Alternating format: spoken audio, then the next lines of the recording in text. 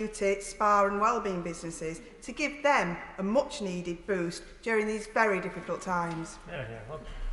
Mr. Speaker, I completely understand how incredibly tough it is for many businesses, also, of course, in the sector that she's outlined. Yeah, obviously, she's raised a point, and I'm sure this is an issue that will be looked at. Steve Double. Speaker, could I ask the Secretary of State to confirm that being the first in Europe to develop a horizontal satellite launch facility is not only an ambition of Spaceport Cornwall, but is an integral part of the UK government space ambitions? And could I ask him to meet with me to discuss how the government and UK Space Agency can support Spaceport Cornwall to come forward and deliver this facility for the benefit of the whole UK space industry? Mr. Speaker, as my honourable friend will be aware, the government is committed to the space sector. We have already invested £40 million to achieve satellite launch from the early 2020s, including over £7 million to establish launch services from Spaceport Cornwall, and I'm sure the Science Minister will be happy to meet with him to discuss this further. Lockhart. Minister, can I ask the Minister for his assessment of the comments made by Marks and Spencer's and Sainsbury's in recent days that goods coming to Northern Ireland there will be a barrier to some will not be made available, and some at an increased cost. Surely this is the result of a sea border. What assurances can he give to the Northern Ireland consumers that come the 1st of January this will not be the case? Well, Mr. Speaker, we've been very clear on this issue, and as she will know, we've had the UK Internal Market Bill, and of course we will continue to work on these issues. Heading back to Suffolk with Dr. Dan Poulter. Dr. Dan Poulter. Thank you, Mr. Speaker. The Secretary of State will be aware that many businesses in the hospitality industry, pubs, and also some of the wedding industry, is reliant on the 6 weeks in and around Christmas for much of their profits during the winter period. What additional support can he reassure me will be being put into place to support the hospitality industry to make sure that the early part of the new year and the Christmas period is properly recompensed in these difficult circumstances that we face with COVID? Well, again, Mr. Speaker, what I would say to him is that I recognise the difficulty that the hospitality sector faces, and of course we want to ensure that as we come out of the national restriction on the 2nd of December, we are able to see businesses move into the tiered areas, and I hope some businesses will be able to reopen. But it's worth pointing out, of course, that pubs and restaurants can continue to operate as takeaways, and there is support available, both including grants up to £3,000 per month, but also additional support funded through the £1.1 billion to local authorities. Tony Antoniazzi. Thank you, Mr. Speaker. The Post Office Horizon scandal may well be the largest miscarriage of justice in our history, with over 900 false prosecutions destroying lives, families and reputations. Does the Minister agree that a judge-led inquiry into the scandal is the only way that many sub-postmasters will be satisfied? Thank the Honourable Lady, which is exactly why we appointed Sir Wyn Williams as a former judge to be able to lead this inquiry. I really hope that representatives of the sub-postmasters will take the time to meet him to see what his approach. He's outlined his engagement strategy, and we really do want to see justice and the answers as soon as possible. The floor is open.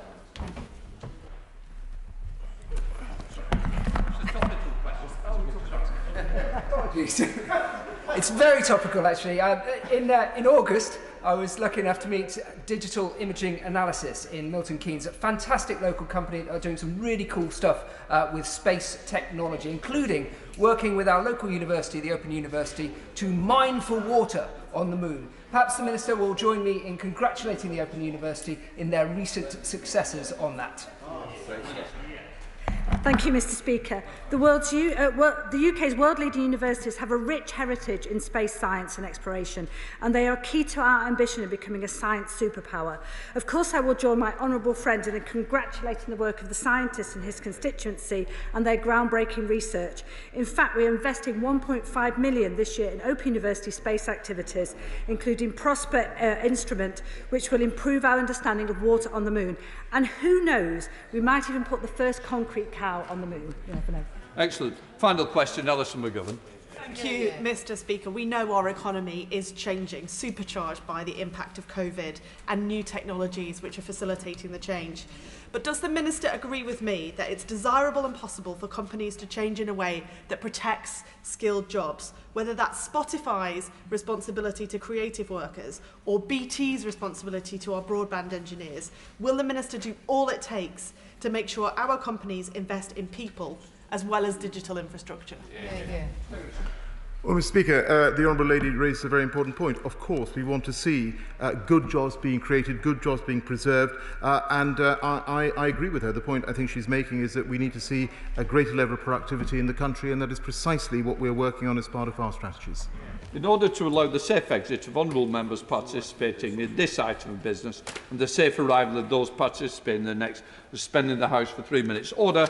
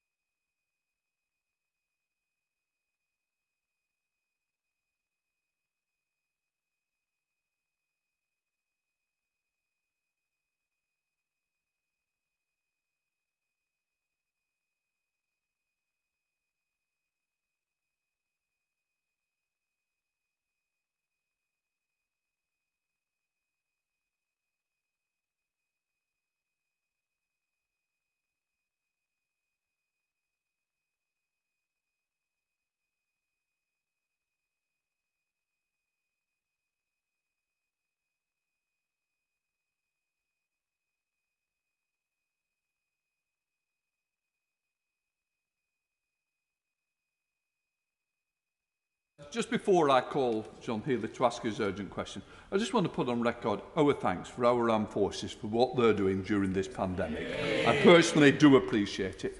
John Healy. Thank you, Mr. Speaker. To ask the Defence Secretary if he will make a statement on the deployment of the armed forces to assist civilian authorities in dealing with the continuing COVID pandemic. Minister. Thank you, Mr. Speaker. May I thank the Right Honourable Gentleman for his UQ and the opportunity it provides to highlight the vital role of the armed forces in responding to this pandemic. The Secretary of State was pleased to commit to updating colleagues about the latest developments on COVID support by placing regular updates in the House of Commons Library, the first of which will be delivered today. I'm also pleased that the Shadow Secretary of State will be visiting Strategic Joint Command later this week to meet in person the senior military leadership delivering the support across the country. The armed forces are renowned for their planning skills, technical capabilities and ability to provide rapid and effective deployed response. They are being put to good use yet again, Mr. Speaker.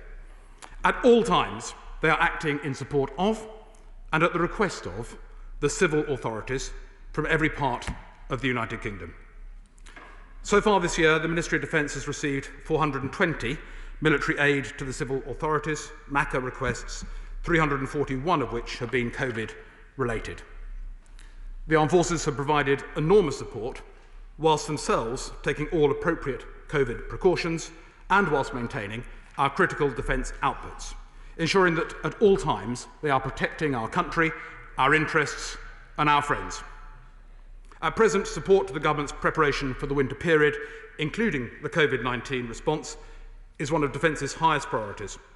Defence has established a winter support force of approximately 7,500 deployable personnel, in addition to the many Defence medics already embedded within the NHS and the support, when called upon, of our defence scientists in DSTL. Defence is currently supporting 41 MACA tasks, including assistance to the whole town testing pilot in Liverpool and the Birmingham City Council drop and collect scheme. Personnel have previously supported activities from the Nightingale facility construction, vaccine planning, PPE distribution and the staffing of testing centres. They remain ready to undertake further tasks. Defence has made thorough preparations to contribute as requested to civil authorities' responses through the MACA system and will keep the force elements held in readiness to do so under constant review, adjusting the capabilities provided to meet demand. The nation, Mr. Speaker, can be reassured, especially in this week of remembrance, that Defence stands ready, as ever, to support whenever, wherever and however required, and will continue to do so for as long as is necessary. Thank you, Mr. Speaker. Last Monday, ahead of the new national lockdown in England, I said to the Defence Secretary, if he is willing to make further use of the forces this time, the House and the public will back him. The Minister has said 341 MACA requests for help have been in place since mid-March. What people want to know now is what's the plan. They have a right to know, and they have a right to regular ministerial reporting of such decisions, which will also help to build better public understanding and support for our military. From Friday, 2,000 troops have been deployed in Liverpool, double the number we have posted in Afghanistan. Mayor Joe Anderson told me last night, we're delighted to have them for their sheer numbers and their logistical expertise. He said they'd set up 17 centres and done 23,170 tests in just 72 hours. Is the MOD willing to agree similar MACA support for other local authority areas? Mr. Speaker, the citywide testing, of course, is to find people with COVID who are infectious but asymptomatic and then ensure they isolate and don't infect others. This requires regular, routine and continuing testing. How sustainable is this deployment? When will the 2,000 troops start to be withdrawn? How scalable is this deployment? Which other cities and towns will also benefit? The Minister said 7,500 troops are already on standby as part of what he called the Winter Support Force. Our adversaries, Mr. Speaker, will watch the extent to which our forces are focused on COVID. Can the Minister therefore confirm that this has had no impact so far on forces' training, standing commitments or capabilities to respond to conflicts and threats? And finally, Mr. Speaker, the government has raised the whole country's hopes with the news of the Pfizer vaccine, but it is vaccinations, not vaccines, that will protect people from the virus. And getting this vaccine to the point of vaccination requires storing and transporting it at minus 70 degrees. How is the military involved in planning for nationwide vaccination? Will the military be involved in its delivery? How soon will this start? If the government do now make more use of our armed forces to help fight COVID, this will indeed be widely welcome. Thank you, Mr. Speaker. And if I may start with the warm words of support the Right Honourable Gentleman provides to the wider tasks of the armed forces, which I very much welcome. And I can absolutely assure the Right Honourable Gentleman and this House that all essential defence tasks have been continued to operate with great professionalism and great resolve by our armed forces, be that CASD, be it QRA, be it our army deployments around the world. Clearly, we've had to take precautions, we've had to keep our troops safe, we've had to ensure that they can continue to operate. Those precautions have been put in place, but they have continued to meet the needs. Early on, we had to pause training. That's now gathered momentum again, and I'm pleased to say that we are seeing an increase in the number of people applying to join our armed forces, I think inspired by the work that they are doing in all our communities. The Right Honourable Gentleman raised other points. What's the plan? We stand ready to support other parts of government. We work in partnership with other parts of government as the Department of Health and the devolved governments require our support. We are there to provide and to assist support. In Liverpool, I'm so pleased that he spoke to the Mayor yesterday. I hear constantly the great teamwork between Liverpool City Council and the local NHS and our forces who are assisting them in this process. It is a pilot. I think we're now actually at 18 test centres with a large number continuing to be supplied as we work with the City Council. But it is a pilot. We need to see what we can learn from this pilot. We need to test its effectiveness. It's been so far so good.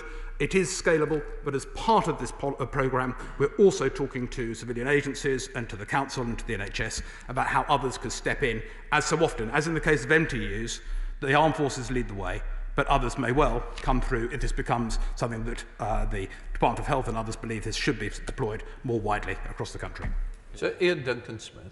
Mr. Speaker, a long time since I served in the armed forces, but the one lesson I did take from it is that headquarters command and control is absolutely vital when going through an operation. And I note when I look at what's happening on test and trace that there are now 4 centres, the Joint Biocentre DASHSC, the National COVID Response Centre, COVID Task Force at the Cabinet Office, COVID Data Analysis Directorate, each with their own Director General, none of them under a single enforceable chain of command. Given that chain of command at headquarters level is vital and a 3- or 4-star general would be required in a military operation, would you please tell me, has the government at any stage asked the MOD to now implement a chain of command, headquarters command and control for the whole of test and trace to make sure that it's now coordinated and active, and if not, why not? I thank the Right Honourable Gentleman for his question. It may be a while since he served in the Armed Forces, but the Scots Guards loss is certainly our gain in this place, and I thank him for his question. Look, it's not for Defence to tell other departments how best to deliver their tasking. We are there to support them, and I'm very proud of the support that we're providing. They're liaison officers across government, across other government departments, and we have hundreds of people embedded in the local resilience forum. So enabling a network of information and intelligence to be gathered and to enable proper support and tasking to be done on the ground. Let's head up to Scotland with SNP spokesperson Stuart Malcolm MacDonald. Stuart Malcolm MacDonald. Very grateful, Mr. Speaker. Thank you, and thanks to the Shadow Secretary for tabling the question, and like others, put on record the thanks of the SNP to the armed forces for what they've done in this crisis, not least in my own home city of Glasgow with the Louisa Jordan Hospital. Can I ask the Minister 2 specific things? One is in relation to the 341 requests that he mentions. Can he outline how many of those came from Scotland, and perhaps at a later stage tell us where. And in terms of the vaccination programme that the Shadow Secretary mentions, the Minister will recall at the start of this crisis, when the armed forces were being deployed across the country, it became an ideal opportunity for our adversaries to spread disinformation. That then led to much panic buying in supermarkets and subsequent shortages of food and other items.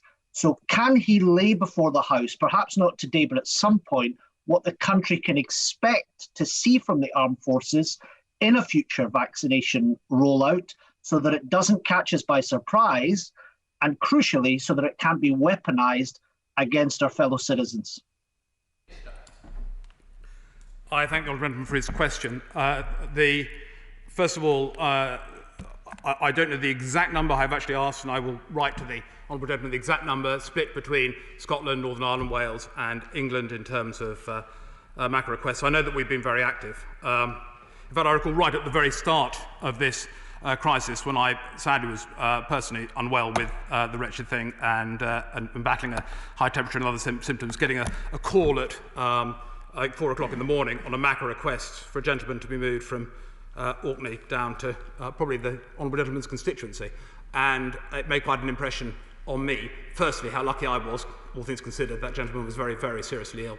But secondly, how wonderful we have these professional armed forces able at the drop of a hat to go and deliver and collect and look after people wherever they are in our United Kingdom. I will come back to the honourable gentleman on the specific point regarding the number of MACA requests coming in from Scotland. We are delighted to work with the Scottish Government. On the rollout of the vaccines, I'm not going to speculate on what role there might be for the Ministry of Defence. We clearly work with other government departments in terms of logistical support and planning support. We are there to help, we're there to provide assistance, but it would be far too early. We're still at very early stages, as the Prime Minister was clear yesterday on the vaccines, and it would be inappropriate, I think, to speculate at this stage.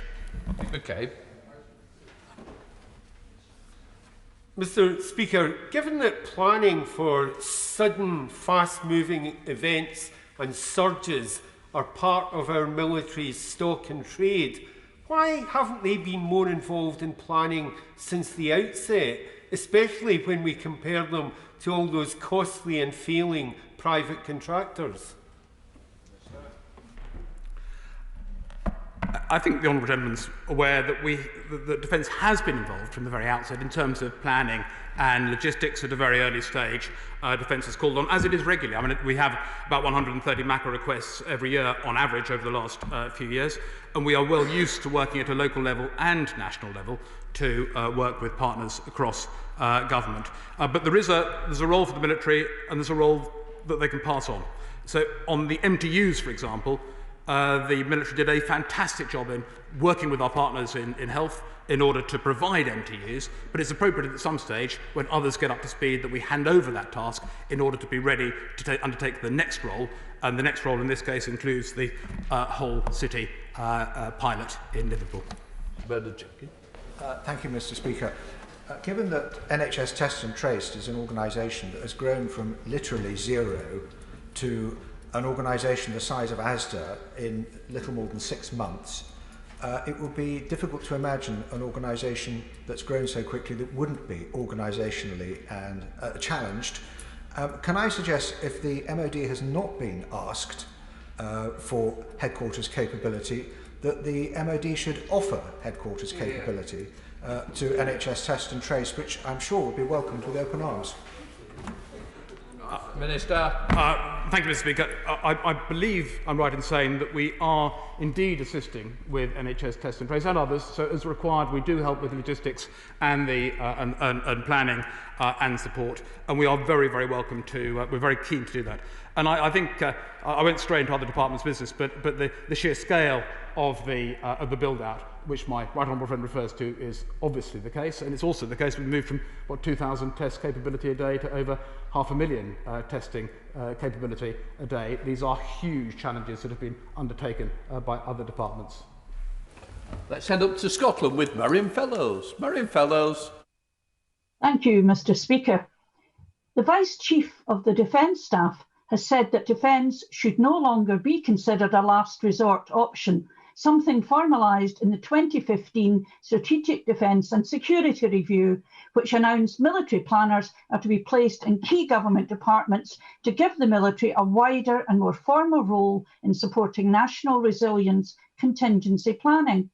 If this is in fact the case, why have the armed forces been deployed in such a limited way throughout this pandemic? Minister.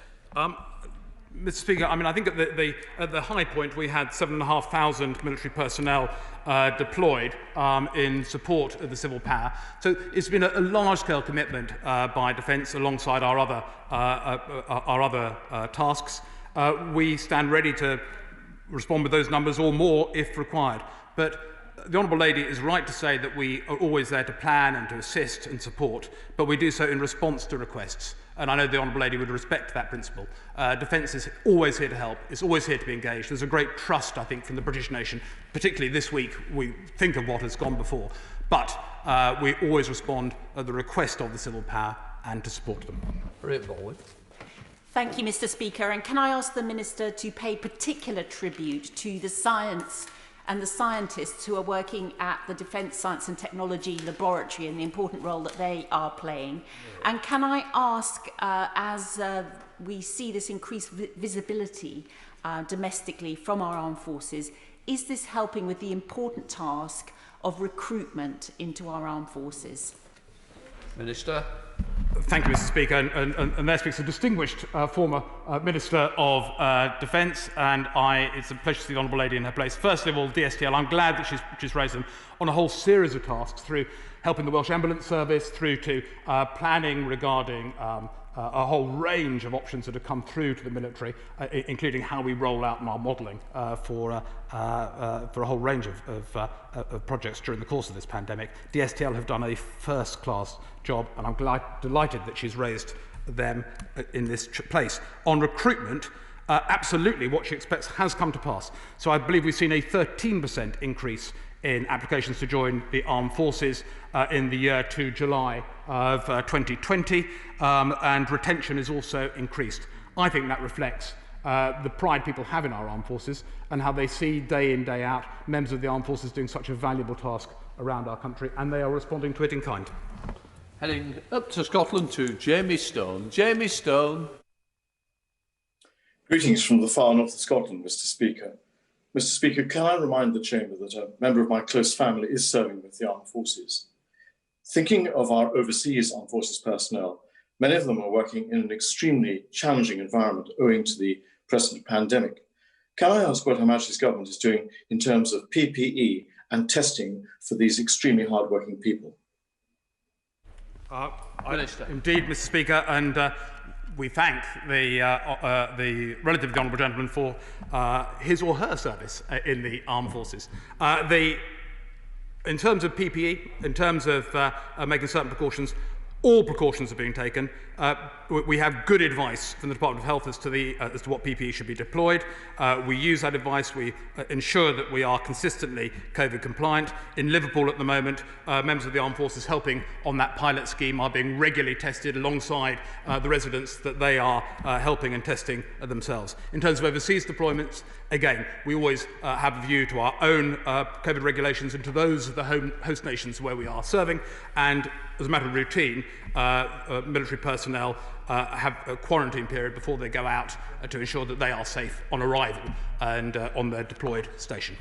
Dr. Kieran Mellon. Thank you, Mr. Speaker.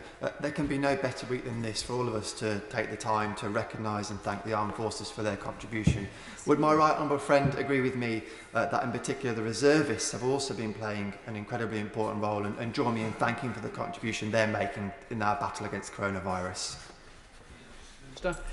Absolutely. We are blessed in the armed forces to have reservists with tremendous capabilities who have been able to provide their expertise and professionalism yet again. So I would absolutely like to pay tribute to those reservists who answered the call and came to support us.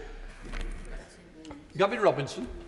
Thank you very much, Mr. Speaker. I learned earlier on in the pandemic that 4 macro requests had been made from Northern Ireland, 3 of which were satisfied, 1 of which a commercial alternative was found, and I'm pleased that those applications were progressed positively without immature political interference from some members of the Northern Ireland Executive. But can I ask the Minister to confirm whether there has been a recent request on testing on a larger scale in Northern Ireland, and should there be, that MOD would respond positively? Minister. I thank the gentleman for his question, and I'm very aware of the support that we have provided to Northern Ireland, and we are always ready to support any area of the United Kingdom that requires our support and assistance, and we are delighted to work together to ensure that we get on top of this dreadful pandemic. Any requests made of the Ministry of Defence will be looked at in the usual manner and looked at in a way we'd look to help, as always. Thank you, Mr. Speaker. So much of the military's work is done behind the scenes, and it's been really helpful today to hear how many areas they're already deployed in the fight with the pandemic. But can my honourable friend assure me that the critical tasks for the defence of this nation are not being compromised by all the work that's been done for COVID? Minister. I can absolutely give the Honourable Lady that assurance. The military have a vast range of tasks, not only here at home, but overseas. We have continued to operate throughout this period. Precautions have been put in place. But on key issues like CASD, on the QRA, on our forces overseas, they have continued to maintain their hours. And importantly, they've been able to continue to train so that we have the confidence that they'll be able to continue to provide those key defence tasks into the future. Really? Thank you, Mr. Speaker. Can I echo the thanks of the Shadow Secretary of State for the professionalism and help my constituents have received from armed services personnel? We in Liverpool really do appreciate it. The mass testing pilot in Liverpool is due to be reviewed after 10 days to 2 weeks. Does the Minister accept that more time will be needed to meet the objectives of testing everyone? And if so, will he ensure that the pilot remains in place in Liverpool until the end of the national lockdown on the 2nd of December, and that some armed forces personnel remain with us after that time to ensure that a smaller number of mass testing centres can remain open to enable us to keep on top of the virus? Minister.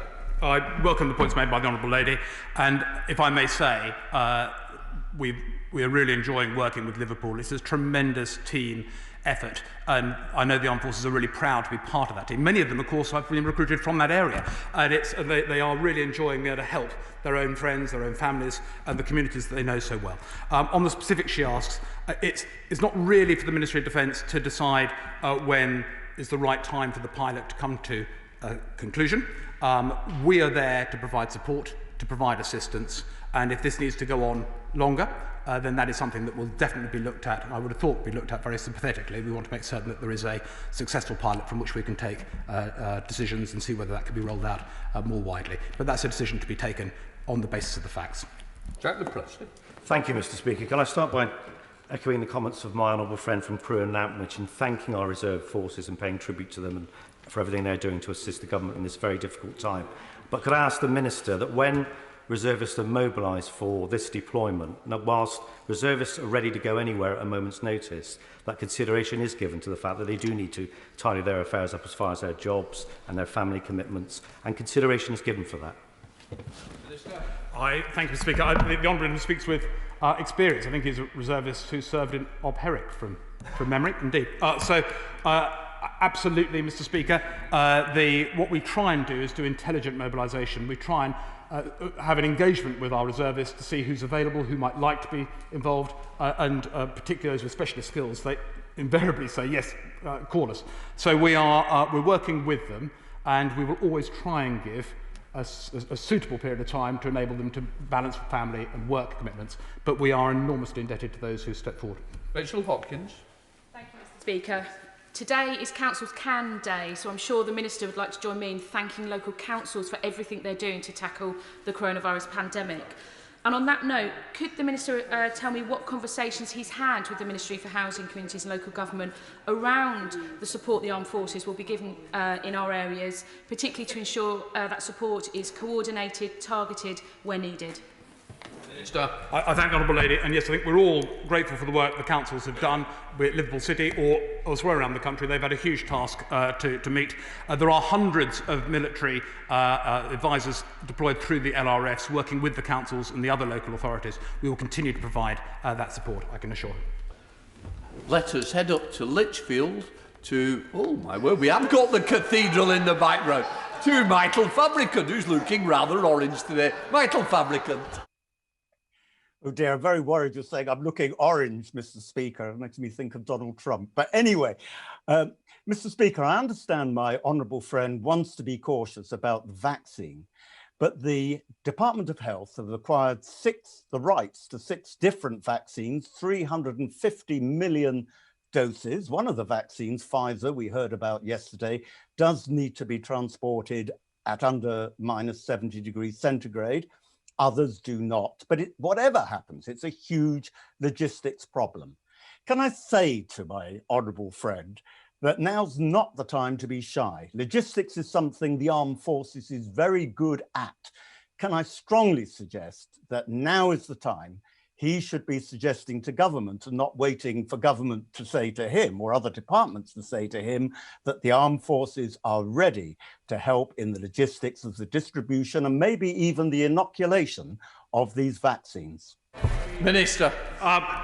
The Honourable Gentleman is never shy, and the Ministry of Defence is not shy either in being very proud of the capabilities that we do have and that we can deploy. He's absolutely right, that includes logistics and support of that nature, and we are absolutely ready to provide that support as required.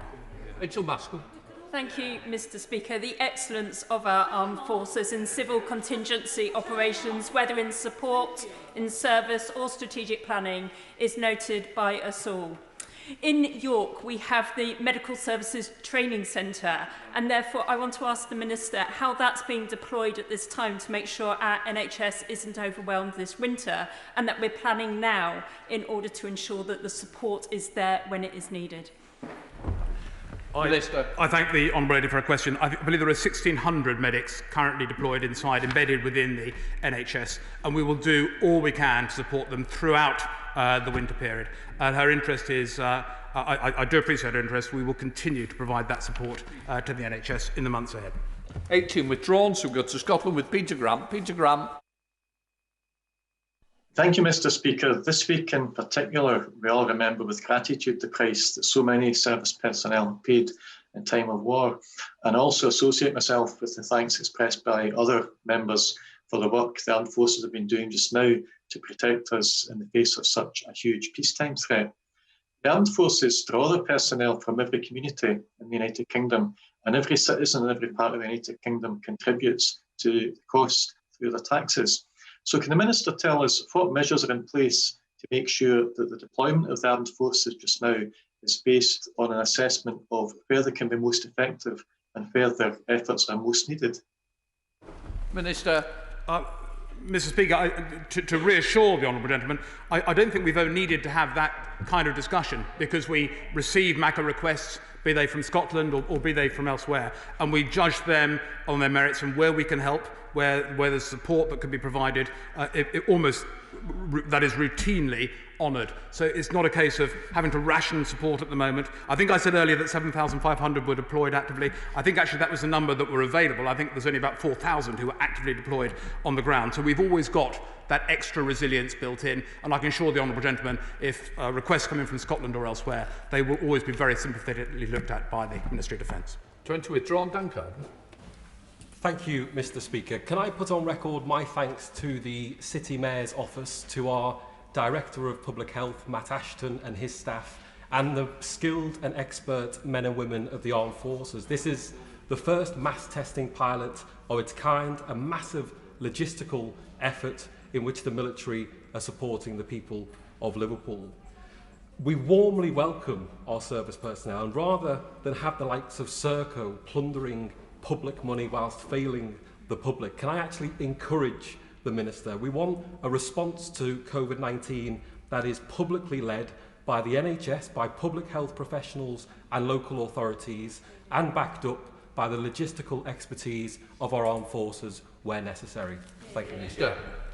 I thank the Honourable Gentleman. And can I just re-echo what he said so accurately about the response that has been met on the ground to Armed Forces personnel.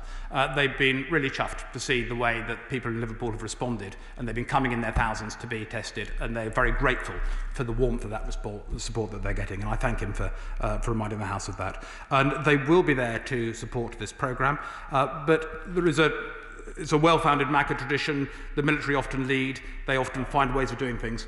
They will try and pass over to civilian authorities, Liverpool City Council in the lead, I suspect, working with the Department of Health in the future. Thank you, Mr. Speaker. Anyone who watched the briefing last night with Brigadier Joe Fossey can't help but be impressed by the professionalism of the Brigadier and his team in Liverpool.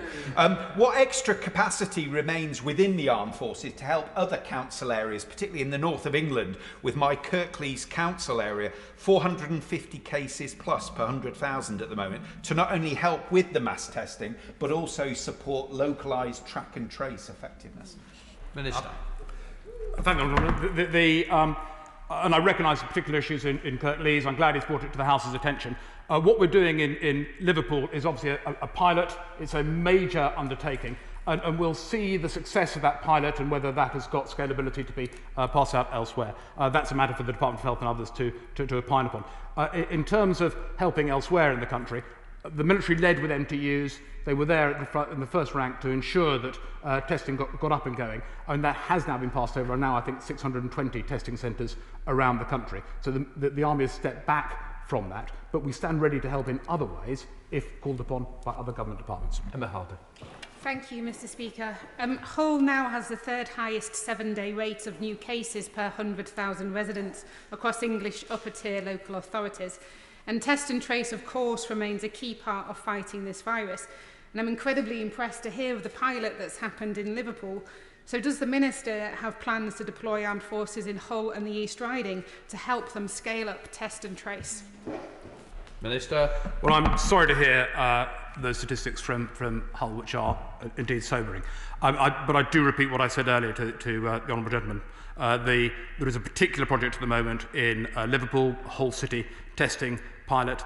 We are there to help and to respond to MACA requests, but a basic principle is that we'll often lead and show the way and help pass on our expertise and our knowledge to civilian contractors. But fundamentally, there comes a point where local authorities and the Department of Health will wish to take on the responsibilities of the COVID challenge from the military once they've actually set up processes and worked to establish first principles. Sir Desmond Swain.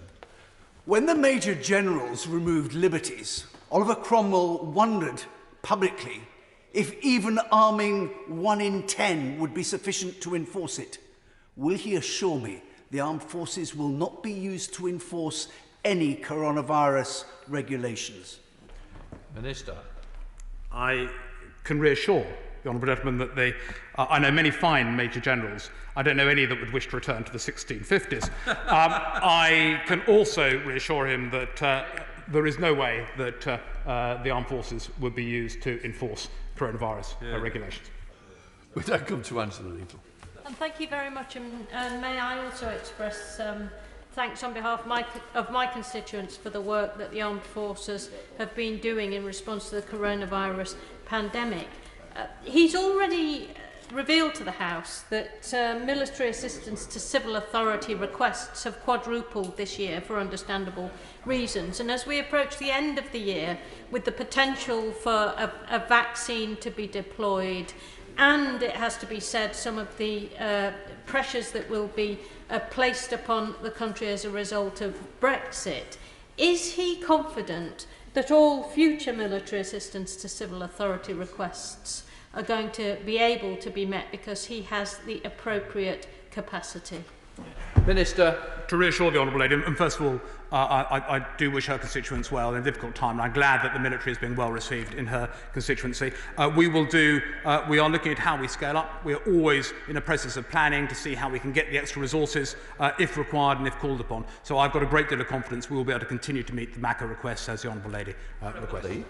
Following on that question, there's no point in repeating what's been said many times this afternoon, that the Armed Forces act with superb professionalism. But the moment this crisis is over, we can be assured, judging by history, that the bean counters in the Treasury will be putting pressure on the MOD for further cuts. We saw it after the end of the Cold War, the Afghanistan war, and this will carry on. So will the Minister give me an assurance today that both he and the Secretary of State will vigorously resist, with the help of Number 10, any further cuts in our armed forces? Mr. Speaker, I feel I ought to declare my interest that I did once serve in the Treasury, but I'd like to put that on record. I can absolutely reassure a right honourable gentleman that decisions made on resources for the armed forces through the integrated review are made on the basis of threat.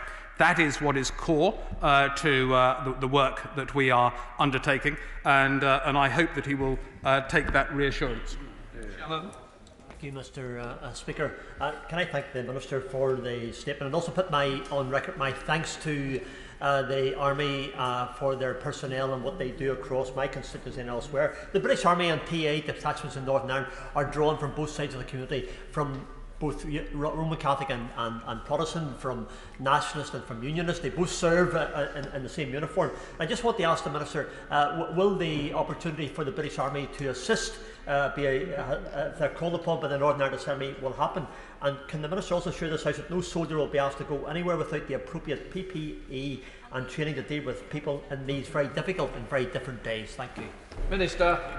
Mr. Speaker, we will ensure that all deployed personnel get the right PPE and take the right COVID precautions. I warmly welcome what he says about how the armed forces represent the whole of our great nation, right the way across the board, and we are proud that that is the case, and we're always working to assure that that is the case, and we'll always stand ready to listen to any MACA requests that come in and look at those always sympathetically if we can. Caroline Nancy. Thank you, Mr. Speaker, and I should declare an interest as a very proud patron of the Military Preparation College, which has an Eastbourne campus. And I'm delighted to be able to tell my honourable friend that there has been a significant increase in application to the college, so inspired our young people by what they've seen in our town of military service, not least in May, when military personnel set up a mobile temporary site which enabled essential workers to very rapidly be tested, and so our hospice, our hospital, our care homes, all were able to continue. Would he join me in thanking military personnel who served in Sussex? Well, I also got to declare an interest because I am a Sussex Member of Parliament, and they've done a terrific job, including, I recall, in May with the mobile testing unit. And I'm delighted to confirm what the Honourable Lady says relating to increased interest in the armed forces. As I say, recruitment is well up this year, as is retention, and I'm delighted to see both. Let's head up to Scotland with Martin Day. Martin Day. Thank you, Mr. Speaker. May I put on the record my gratitude for the work that the armed forces are doing in combating this global pandemic. It does seem that there are other countries which may be better organised in emergency management. So what lessons have been learnt by the UK government from how other countries have been handling the crisis? Minister. I thank the Honourable Gentleman for the question. I think we always look at what other people do and how other people respond, but I think there's been a great well of support, as indeed came from the Honourable Gentleman, for the work done by the armed forces, how they've responded to requests that have come in, and how they've continued to assist other government departments in ensuring that we get the very, very best response in this country.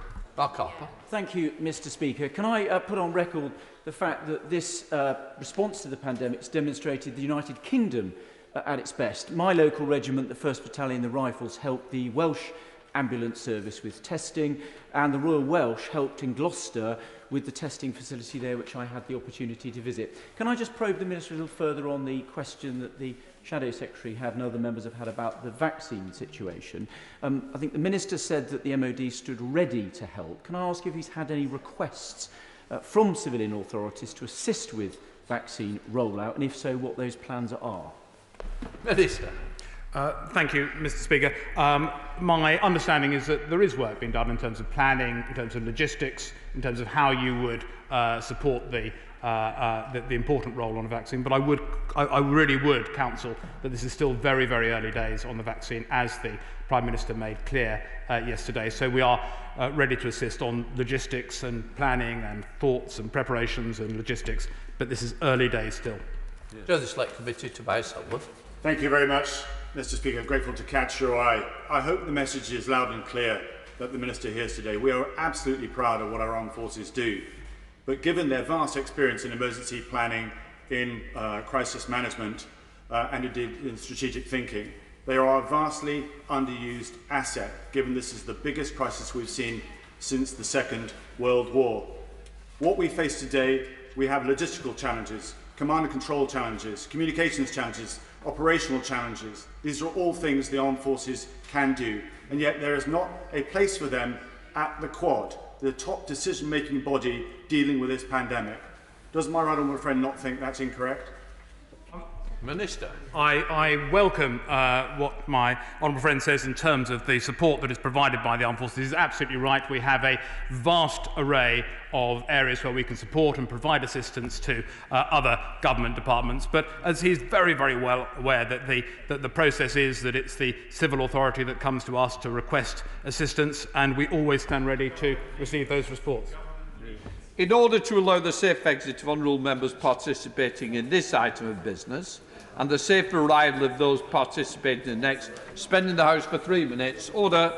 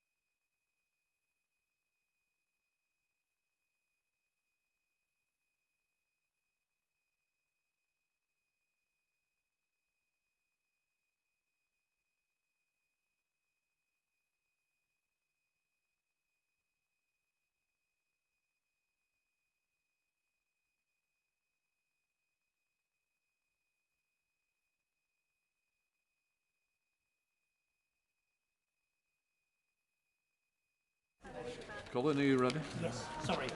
Yep. Order! I call the Secretary of State for Health, Secretary of State Matt Hancock.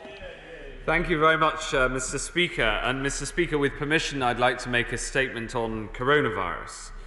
The virus remains a powerful adversary, but we're marshalling the forces of science and human ingenuity, and these forces are growing stronger, and I have no doubt in time that we will prevail. The latest figures show that the number of cases continues to rise, so we must all play our part to get it under control. As I've said from many times at this dispatch box, Mr. Speaker, our strategy is to suppress the virus, supporting education, the economy and the NHS until a vaccine can be deployed. Mr. Speaker, that is our plan, and with the resolve that we must all show, we can see that that plan is working. Before turning to progress on testing and on vaccines, I first want to update the House on our response to the new variant strain of coronavirus that has been identified in Denmark. This shows how vigilant we must be. We've been monitoring the spread of coronavirus in European mink farms for some time, especially the major countries for mink farming like Denmark, Spain, Poland and the Netherlands. Spain has already announced the destruction of its farmed mink population in April. On Thursday evening last, I was alerted to a significant development in Denmark of a new evidence that the virus had spread back from mink to humans in a variant form that did not fully respond to COVID-19 antibodies. Although the chance of this variant becoming widespread is low, the consequences, should that happen, would be grave. So, working with my right honourable friends, the Home Secretary and the Transport Secretary, and all the devolved administrations, we removed the travel corridor for travel from Denmark in the early hours of Friday morning. On Saturday and over the weekend, following further clinical analysis, we introduced a full ban on all international travel from Denmark. British nationals or residents who are returning from Denmark, whether directly or indirectly, can still travel here, but must fully self-isolate, along with all other members of their household, until 2 weeks since they were in Denmark. I know these are serious steps, Mr. Speaker, and I understand the consequences for people, but I think the whole House will understand why we had to act so quickly and decisively. Be in no doubt, Mr. Speaker, we will do what needs to be done to protect this country. Now, Mr. Speaker, we do not resile from our duty to protect, and to suppress the virus, we must harness new technology to keep people safe and in time to liberate. Our ability to suppress the virus begins with testing for it, and the House will know that we've been driving forward testing capacity based on new technologies and old. Yesterday, our PCR testing capacity stood at 517,957, the largest testing capacity in Europe. Over 10 million people in the UK have now been tested at least once through NHS Test and Trace. And our NHS COVID-19 contact tracing app is now approaching 20 million downloads. And yet, this historic expansion is just one part of our critical national infrastructure for testing. Just as we drive testing capacity on the existing technology, so too we've invested in the development of the new. Now, I've been criticised with this obsession for new testing capacity, but we have not wavered from the task, and now we're seeing the fruits of this effort. Last week, we expanded the pilot in Stoke-on-Trent to Liverpool, where we've deployed enough of the cutting-edge lateral flow tests to offer tests to the whole city. These tests can deliver a result on your infectiousness in under 15 minutes, so people can get an almost immediate reassurance about their condition, so we can find and isolate the positives and reassure the negatives. To make this happen, NHS Test and Trace has been working side by side with the logistical heft of our armed services and Liverpool City Council. And I want to thank Mayor Joe Anderson and his whole team for their work. Next, these tests allow us, from today, to begin rolling out twice-weekly testing for all NHS staff, which will help keep people safe when they go into hospital and help keep my wonderful colleagues in the NHS safe too. Now, the next step is to roll out this mass testing capability more widely. So I can tell the House that last night I wrote to 67 directors of public health who've expressed an interest in making 10,000 tests available immediately and making available lateral flow tests for use by local officials according to local needs at a rate of 10% of their population per week. That same capacity, 10% of the population per week, will be made available to the devolved administrations too. And by combining the local knowledge of public health leaders with our extensive national infrastructure, we can tackle this virus in our communities and help our efforts to bring the R down. Testing provides confidence, and it's this confidence that will help get Britain back on her feet once more. Finally, Mr. Speaker, while we expand testing to find the virus, the best way to liberate and to get life closer to normal is a vaccine.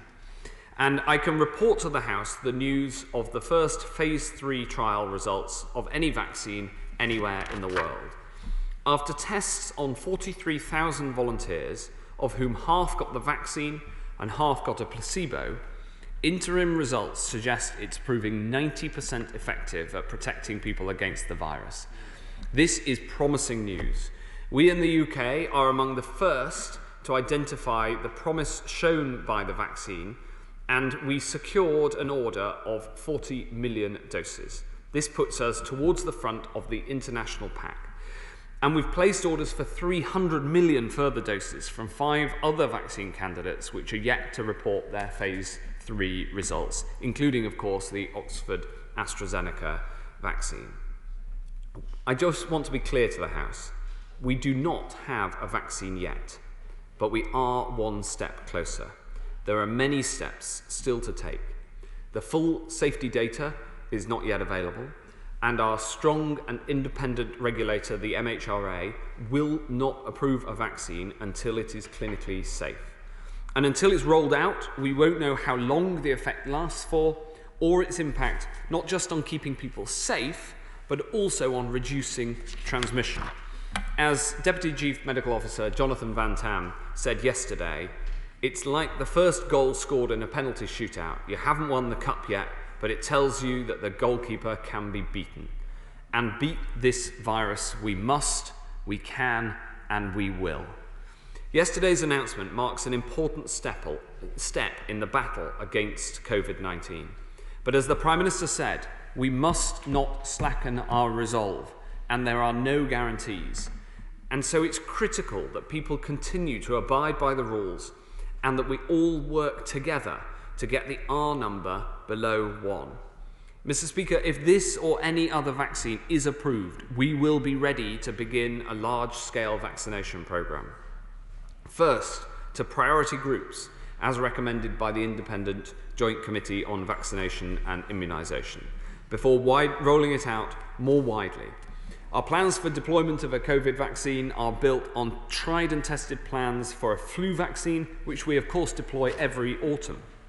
We do not yet know whether or when a vaccine is approved, but I have tasked the NHS with being ready from any date from the 1st of December.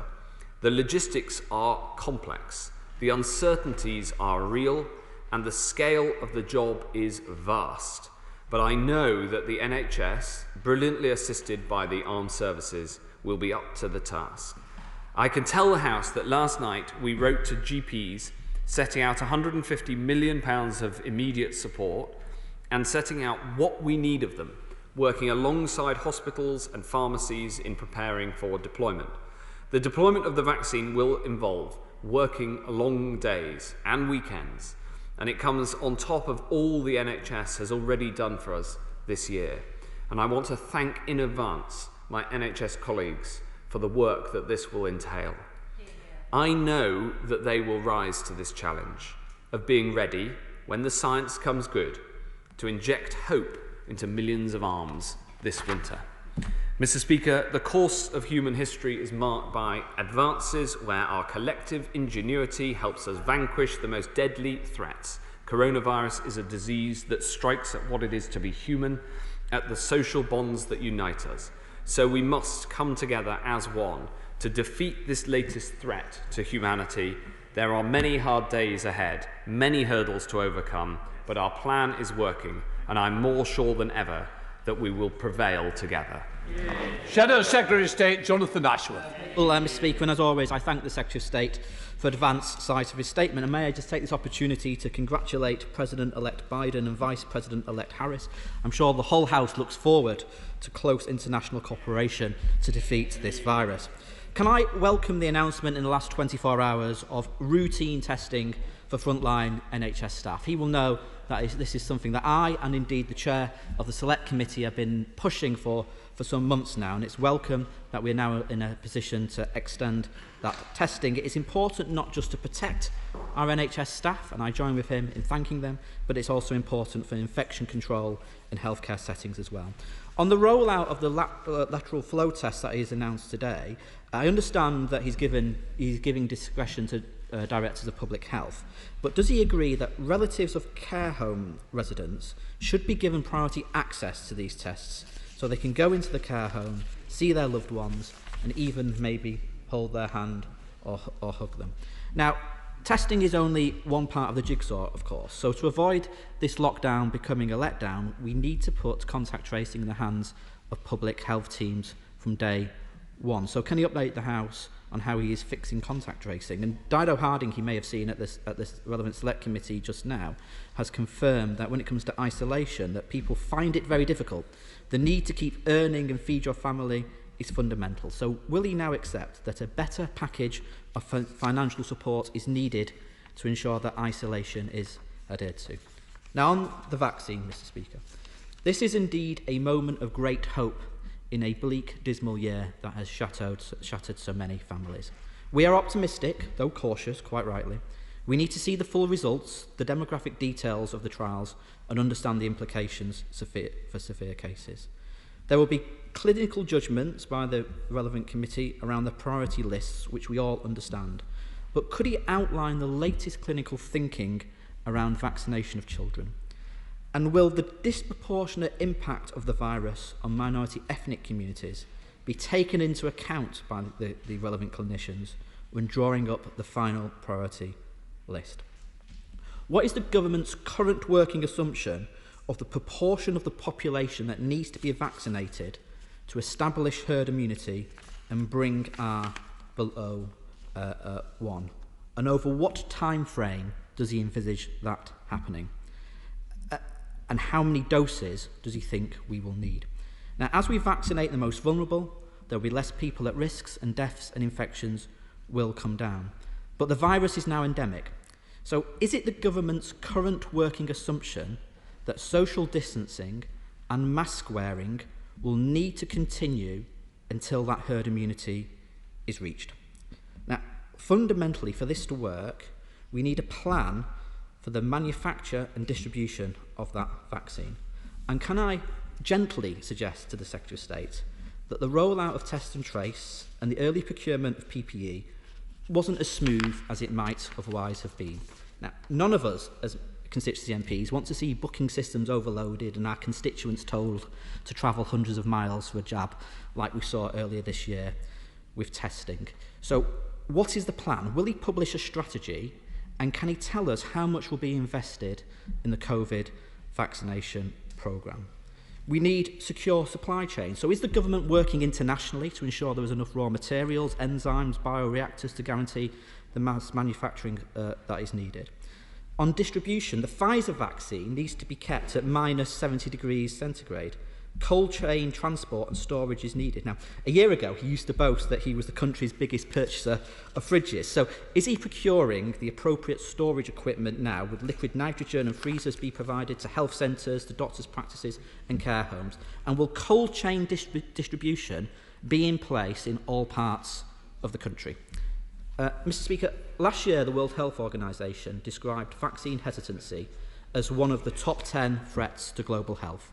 So can I again reiterate my offer to work with him on a cross-party basis to build public confidence in the vaccine, promote take-up and dispel anti-vax myths? And indeed, I rather suspect if all members working across the House to promote take-up would probably prove more cost-effective than paying £670,000 of taxpayers' money to fancy PR consultants. Mr. Speaker, this is indeed an important moment. We see a glimmer of light in the distance at the end of this long, dark tunnel. Our constituents are hopeful, so we look forward to rapid progress in the distribution of this vaccine so we can all get back to normal. Thank you very much, Mr. Speaker, and I'm very grateful to the honourable member for his questions and the approach that he is rightly taking. Like him, I'm delighted that we're able to roll out routine testing to NHS staff, and that starts today, and I'm grateful to him for his support and indeed the support of the urging of the chair of the Select Committee. On contact tracing, we of course continue to work on the constant improvement needed on contact tracing, but as he's said, the expansion of testing in a radical way because of the new technology that we've invested in and spent months working on means that we will now be able to find more of the primary cases, more of the people who've got the disease, and then are able to get them and their contacts to isolate, because the single most important challenge is finding the people who have the vaccine, the virus in the first place. He mentioned children. This vaccine, on the vaccine, this vaccine will not be used for children. It hasn't been tested on children, and the reason is that the likelihood of children having significant detriment if they catch COVID-19 is very, very low. So this is an adult vaccine for the adult population. He asked about the JCVI prioritisation. It is really important that we prioritise according to clinical risk, and the JCVI have absolutely looked into all of the risk factors, including ethnicity as one of the risk factors. They have concluded that age and if you work in health and social care are the two prime risk factors that far outweigh any other, and so they are the primary risk factors that cascade into the draft interim prioritisation that they published on the 25th of September, which of course will be updated as they get the final data that comes through from the clinical trials. The opposition spokesman asked about the proportion of the population needing vaccinating. Now, the honest truth to that question is we don't know what proportion of the population vaccination needs to reach in order for this to stop the epidemic. And the reason we don't know that is that you can check in a clinical trial for the impact of the vaccine on protecting the individual. 43,000 individuals, half of whom have had the vaccine. What you cannot check is the impact on the transmission of the disease by those people, because you have to have enough of the population, a significant proportion of the population, to have had the vaccine to understand that. This is the difference between a so-called disease-modifying vaccine, which is testing how much it affects the disease an individual suffers if they get COVID-19, versus an epidemic-modifying vaccine, which is the impact on the spread and the transmission of the disease. And you can't know that until after it's been rolled out, and so we will monitor it very closely. Finally, he asked questions about the manufacture, which of course is important. On this vaccine, that is a matter for Pfizer. It is a difficult process.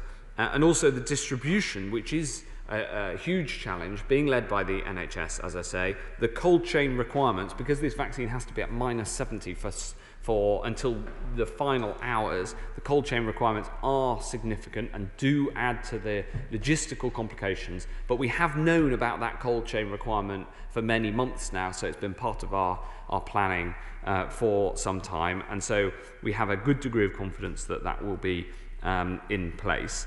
And finally, he asked about international collaboration.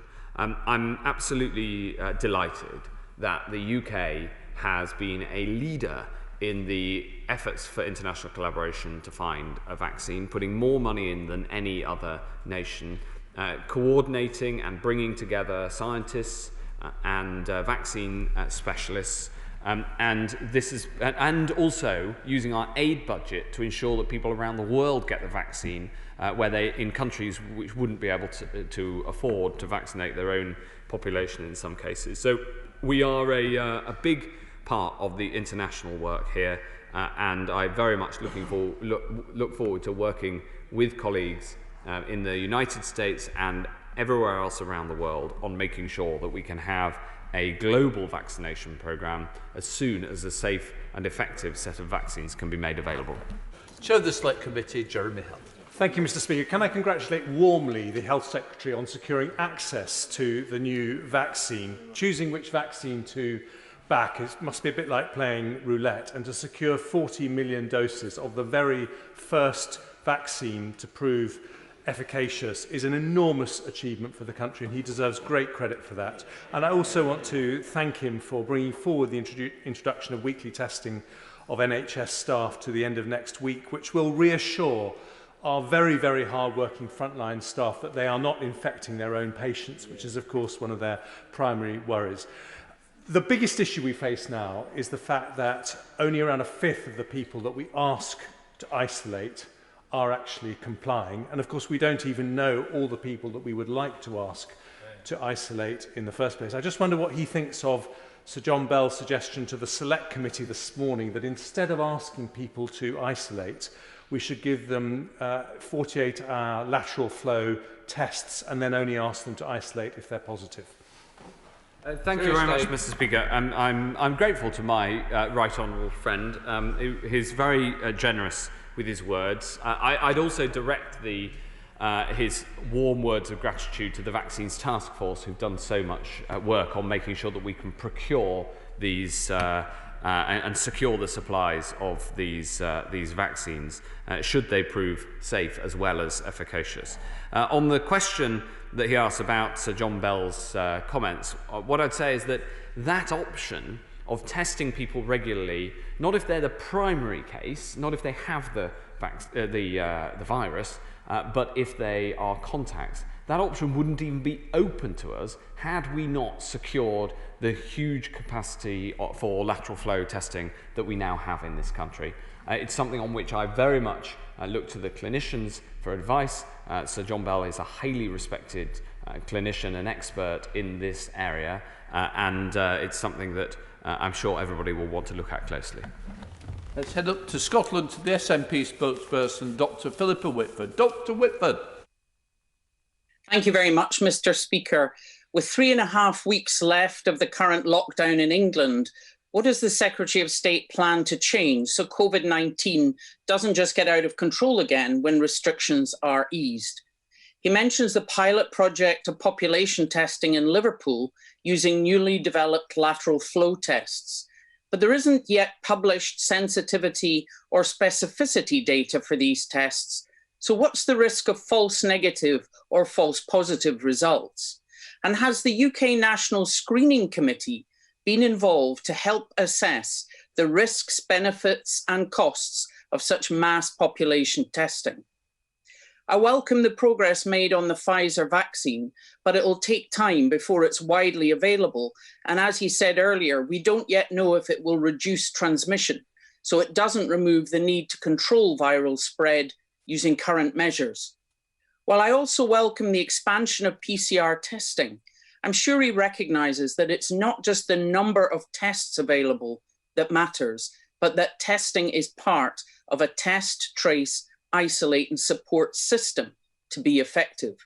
5 months on, Serco are still struggling to reach even 60% of contacts.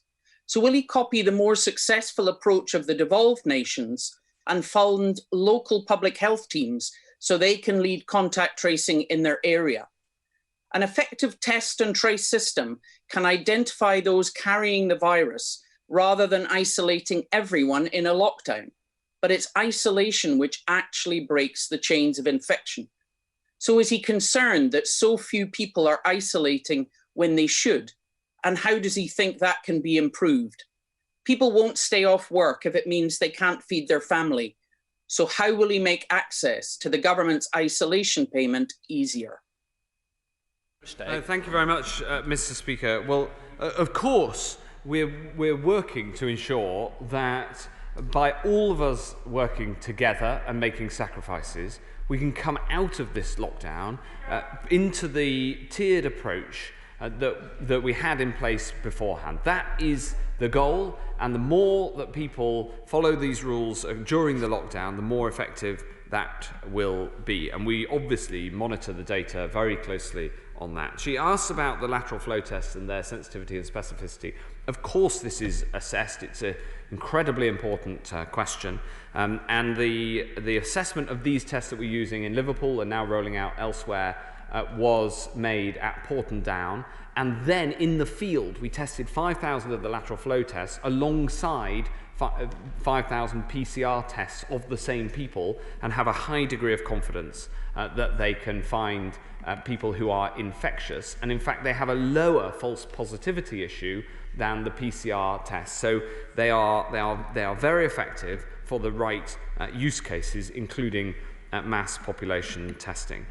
She asked about isolation. Of course, isolation is important. I would just mention to the Honourable Lady that right across the UK we have test and trace systems in place. There is a difference in how a successful contact is measured, it turns out.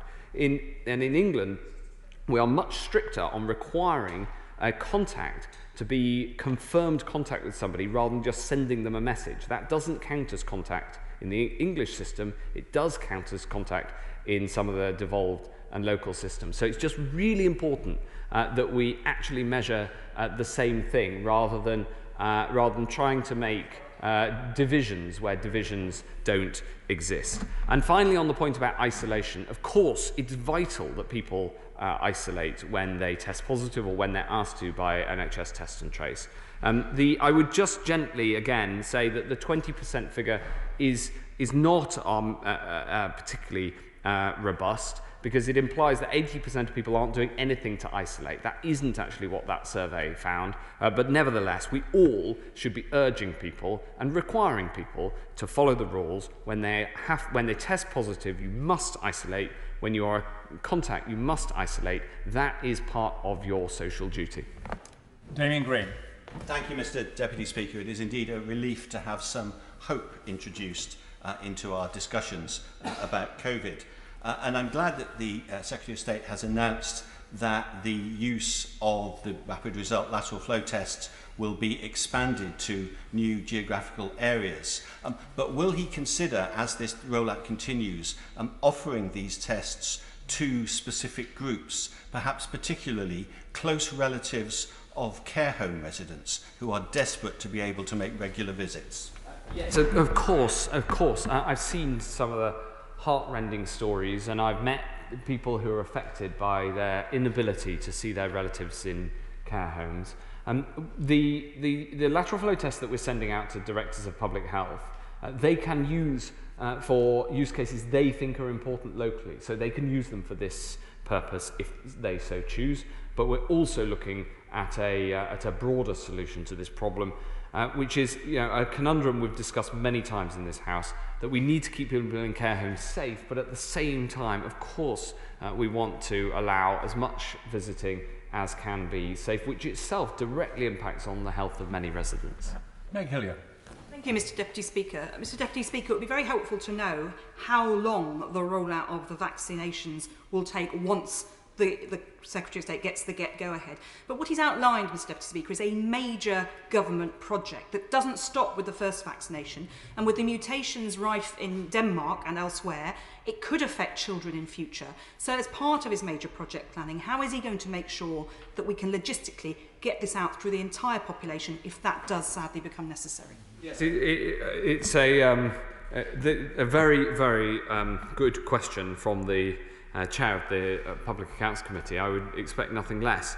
The critical question is, the critical answer to how long this takes is it depends on the speed of manufacture in the first instance. My goal, and the goal I've set the NHS, is to be able to roll this out as quickly as it can be manufactured. And that manufacturing schedule is itself uncertain because this is really hard stuff to make. We have got the major projects authority in the government involved in many of the projects that we've built up in the department over the past 9 months, because I respect their views and their ability to kick the tyres. This is a huge endeavour, the rollout of the vaccine, but it builds on the annual rollout of the flu vaccine. It's just bigger and over a shorter period, and needs to be done faster. Mark Posey. Mr Deputy Speaker, the past few months have been a rollercoaster ride for families, businesses and public services as they've tried to make plans for the future. Now, the Secretary of State has rightly spoken of the need for caution about the rollout of a vaccine, but I think what my constituents would like to hear from him, if he's able to say, is when can they safely start to consider family events and holidays, and when will businesses be able to get back to something like business as usual? I understand the yearning for this certainty.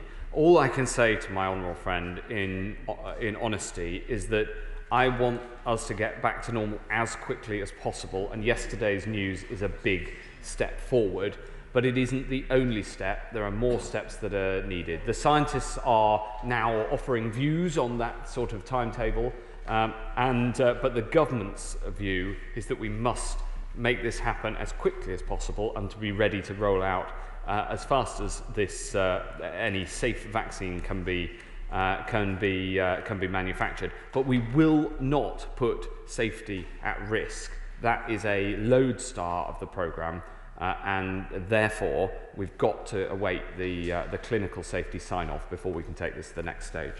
Mary Kelly-Foy. Thank you, Mr Deputy Speaker. We know that those in the most deprived areas are around twice as likely to die from COVID-19, and those in the least deprived areas. We also know that the most deprived people in society are less likely to take up a vaccine and health services. So can the Secretary of State tell me what plans he has made to ensure a high take-up of any COVID-19 vaccine amongst the most deprived, and if he will consider setting an inequalities target for this? Well, we are, of course, concerned about this, and will put in enormous efforts to try to ensure that the take-up of the vaccine is as equal as possible. The first starting principle is that we will roll out the vaccine according to clinical need across the whole of the UK, across all 4 nations, working, of course, through the devolved NHSs, which are going to be critical to actually delivering the vaccine in the devolved nations. But this is a UK programme. The procurement of this vaccine, we've been working very closely together, and in terms of the rollout amongst deprived communities and amongst harder to reach communities, we have particular emphasis on trying to make sure that we get as equal a rollout as possible. The starting point must be clinical need. Duncan Baker. Thank you, Mr Speaker. Not a day goes by when I don't hear from or try and help a constituent to see a loved one in a care home. And in so many cases, we know that people haven't been able to see their loved ones for months and months. Given I'm the MP for one of the oldest constituents in the country, North Norfolk, can you give me my absolute reassurance that we will have enough vaccinations to support not only the vulnerable in my care homes, but also those amazing workers that have done so much over the pandemic? Well, Mr Speaker, precisely because of the reasons that my honourable friend sets out, the top priority, according to the clinical analysis, for this vaccine is the residents of care homes and the staff who work to look after them so well. They are in the very first categorisation because they're the most vulnerable to this disease, and because living in a care home, because of its nature as a generally communal environment, means that they're particularly susceptible. Representing the oldest constituency, as I understand it, in the country, Mr Speaker, that sort of prioritisation will mean, I'm sure, that should this come off, and if the other hurdles are passed, then there'll be a lot of vaccine heading to North Norfolk. Munira Wilson. Mr Deputy Speaker, of course the news about the Pfizer vaccine is extremely encouraging, and we're all hopeful that it's proved safe and effective and approved by regulators. If that is indeed the case, given that it's being manufactured in Belgium, and as he has noted, it has to be kept at -70 degrees at all times until shortly before administration, what arrangements is he putting in place to ensure that there is absolutely no delay of the supplies at the borders following the end of the Brexit transition period? Because any significant delay could, at worst, result in precious supplies being damaged and rendered useless, which could delay rollout? Exactly. We are, of course, we've looked at this risk, and I have confidence in our plans to be able to deliver the vaccine, whatever the outcomes of the negotiations over our future relationship with Europe. Jenkin. Thank you, Mr. Deputy Speaker. My right honourable friend's plan, he keeps reporting to the House, our strategy is to suppress the virus until a vaccine can be deployed. But this is still beset by so many uncertainties. Who would have thought that mink in Denmark could throw a spanner into this situation? And isn't the tracing capability and the ability to get people to isolate absolutely crucial? And who should we hold accountable for whether that is operationally effective as we come out of lockdown? Because that's the only time we've got to make this work. Otherwise, we'll be in another lockdown. Well, of course, Mr. Deputy Speaker, it is very important that we continue to build and strengthen the contact tracing system as we are doing. And my right honourable friend mentions the uncertainties and the issue around the virus that has spread back from mink to humans is one example of that. Of course, managing a pandemic is beset by uncertainty. We still have uncertainty, for instance, over whether even the Pfizer vaccine will pass the safety hurdles that we very much hope that it will in the coming weeks. But managing through that uncertainty is an absolutely critical part of getting this right. Jim Shannon. Thank you, Mr. Deputy Speaker, and I can thank the Secretary of State for his statement today in the House. And isn't it good, Mr. Deputy Speaker, to see the nation regain at least a smile in relation to the potential of a vaccine, and that's got to be good news for us all. Will the Secretary of State outline how he intends to ensure that, unlike the flu vaccine shortage that the nation is at presently operating, and my own constituency for one, that each region will receive the necessary amount, and that rather than estimations that the health service will allocate on priority need and not on postcode? Yes, absolutely. This is a UK programme. I've been working closely with my Northern Ireland counterpart, Robin Swan, who's doing a brilliant job in Northern Ireland to make sure that we get this rollout as effective as possible right across the whole United Kingdom. Andrew Ledson. Mr. Deputy Speaker, happy birthday today. I know my right honourable friend is as concerned as I am about the impact of lockdown, particularly the first lockdown, on those new families with new babies, and in particular as seen from the excellent Parent Infant Foundation report on babies in lockdown and the awful news from Ofsted that some babies have been harmed more than you would expect during that period of time, potentially as a result of poor mental health and so on. So can my right honourable friend tell us what exactly he is doing to make sure that during this current lockdown, new families are being provided with the right level of support from partners and from statutory services that they need to help them through? My right honourable friend is right to raise this issue, and we all know how close it is to her heart. In the first lockdown, many NHS services were suspended, partly because of the uncertainty that we've just been talking about. We know far more both about the virus and about how to manage it second time round, and our goal is that all NHS services stay open.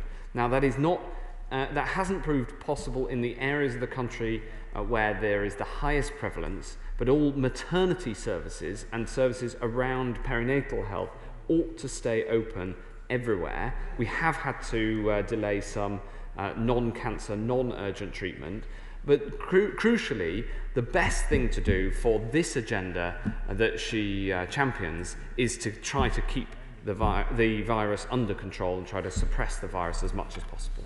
Sana Begum. Thank you, Mr. Deputy Speaker, and happy birthday from me too. As well as age and underlying COVID conditions, the JCVI notes that early signals have been identified of other potential risk factors, including deprivation and ethnicity. But there has been numerous amounts of research and evidence showing that Black, Asian and minority groups are at risk of this virus. Given the occupations, given the overcrowded households that they disproportionately represent, why have they not been included in the composition and order of priority of groups for vaccination? Thank you very much. And before I forget, Mr. Deputy Speaker, I should say happy birthday to you as well. Happy birthday. The Honourable Lady asks a very important question.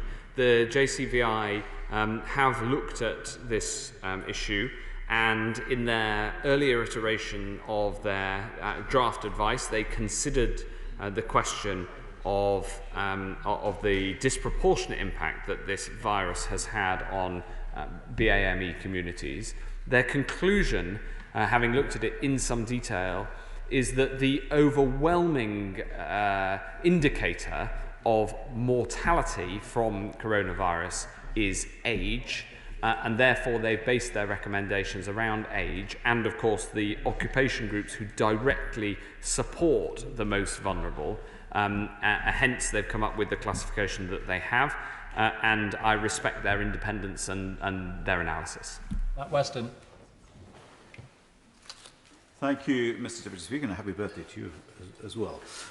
In the past fortnight, 75 people in my constituency, workers at a food processing factory, have been tested positive. And this follows a similar outbreak at Cranswick Country Foods, where 144 out of 333 were tested positive just 10 days ago. Lawrence Young at the University of Warwick has shown through research that the virus remains very viable on cold surfaces. My question is very simple to the Secretary of State. How often should the Health and Safety Executive be undertaking physical checks in these sorts of premises? And when should members of Parliament be notified by local authorities such an outbreak has happened? Well, it is down to the local authority in the first instance to notify a Member of Parliament, although we often in the department, if an issue is very significant, we'll also work with the local Member of Parliament. The Health and Safety Executive takes a risk-based approach, so it's not possible to give a definitive answer about how often they should visit, because it depends on the level of the risk. Before I call Jacob, I'd just like to say thanks for all the birthday wishes. I absolve anybody else from saying happy birthday to me. I am coming to terms with the fact that the Times newspaper added a year onto my age. It's bad enough being the age I am, I do assure you, but nonetheless. Jacob Young. Thank you, Mr. Deputy Speaker. Last week I spoke to care providers in Redcar and Cleveland who outlined that when it comes to testing in care homes, there are still two groups of people who are missed out. First of all, agency workers who go to and from care home to care home currently fall outside of the weekly testing programme. And secondly, the family members of those who live in care homes who, if we can roll out testing for these people, can be treated as care workers and able to visit their loved ones once again. So can the Secretary of State urgently address these two gaps in our testing programme to help lift some hardship on the most vulnerable in our society? Mr. Deputy Speaker, the answer is yes, and I'll add a third, which is visitors to care homes, where I'd like to see a testing regime be able to work to make visiting easier. When it comes to agency workers, we want to stop people from working in more than one care home, because that is a risk of transmission, and we want to stop that altogether.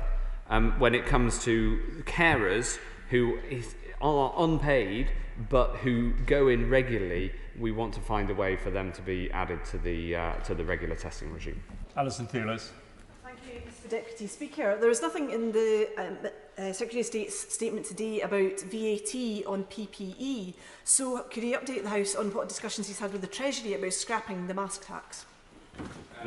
Well, that's a matter for the Treasury, as she indicated.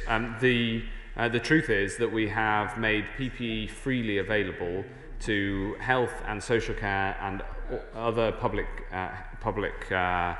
services until the end of this financial year. David Davis. Mr. Deputy Speaker, the weekend press carried briefing of a government intention to distribute vitamin D to care homes and other vulnerable groups. If this is true, I congratulate the Secretary of State on a decisive move on a low-cost, zero-risk, potentially highly effective action. If true, can you tell us the dosages being proposed, how quickly it'll happen, whether it will include ethnic minorities in the target groups, and is his department reviewing and considering the Spanish trials with a view to hospital use of calcifediol in a clinical context? Mr. Deputy Speaker, this is something that we're working hard on in the department. I'm not yet in a position to be able to answer all of those questions, except to say that I have looked at the results of the Spanish trial that he mentioned, not least because my right honourable friend sent me those results with some enthusiasm, and we are looking at this very closely. Tulip Sadiq. Thank you, Mr. Deputy Speaker. Before I ask my question, I'd like to pay tribute to the brave staff from the Royal Free in my constituency who featured in the programme Hospital last night on BBC Two for all their hard work during the pandemic. I understand that when the vaccine is approved, the government will distribute it according to who needs it most. But before that point, will there be government restrictions between those who have been vaccinated and those who haven't been vaccinated? And could I ask the Secretary of State when he thinks the vaccination will be available for the whole of the UK? May the Honourable Lady tempts me, but I will resist the temptation. We do not know when this vaccine will be ready because I will not allow it to be rolled out before it is clinically safe. And anyway, the independent regulator would not license it before it's clinically safe. She asked the question about how we will treat people who have been vaccinated and those who haven't been vaccinated. And the problem is that until we know the epidemic modifying effects of any vaccine, that is to say, not just how much it protects an individual, but how much it protects, stops transmission, then we won't, until we can assess that and monitor that, that is the point at which we can make further judgments about the non-pharmaceutical interventions, the social distancing rules that we have in place. So we will keep that under review and monitor it extremely carefully. Chris Grayling. Deputy Speaker, can I congratulate my right honourable friend on what he's done to secure access to supplies of what we hope will be approved vaccines very soon. He's done a fantastic job with that, as he has with the expansion of testing and the 15-minute test. But can I take him back to the issue of testing in the aviation sector? Prior to the pandemic, we had the biggest and most important aviation sector in Europe. Since the pandemic, that sector has collapsed. And yet last week, Lord Bethell told the House of Lords that the Chief Medical Officer believes that the aviation sector is a low priority for testing. It may be a low priority in his eyes, but economically it's vital to us. Can I urge him to make sure those 15-minute tests are made available to the aviation sector at the earliest opportunity? Yes, the expansion of testing capacity obviously opens up the number of different uses that it can be put to, and we're working very closely with the aviation industry. My right honourable friend, the Transport Secretary, is leading those discussions, but I'm heavily involved in them, and I hope that we can make some progress soon. Video link. Caroline Lucas. Thank you, Mr. Deputy Speaker. A constituent's father is in a care home. He's non-verbal and relies on touch to communicate. She says, I've not been able to hug my dad for over 8 months. I've not been able to hold his hand. I've not been able to take his youngest grandchild to meet him. 8 months into this crisis, will the Secretary of State urgently set out the scope of his pilot key worker status scheme? Will he accelerate its implementation and tell us when a combination of regular rapid testing and PPE will allow my constituent to safely hold her dad's hand again and put an end to this slow torture? Mr. Deputy Speaker, the Honourable Lady puts the point very movingly. This is an area that the Minister for Care is leading on with great compassion, and I hope that we can make some progress soon. Robin Miller. Thank you, Mr. Deputy Speaker. This news of a vaccine is very welcome. However, it comes at a time just as Wales is leaving its firebreak and England has entered its own lockdown. This kind of diversion has caused confusion and some anxiety.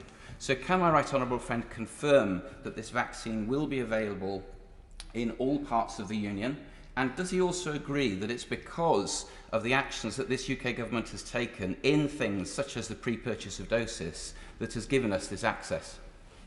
There's absolutely no doubt that we have worked together as a United Kingdom to put ourselves in a strong position when it comes to the access to the Pfizer vaccine, and work together to ensure that should it come off the Oxford AstraZeneca vaccine will be available across all parts of this United Kingdom.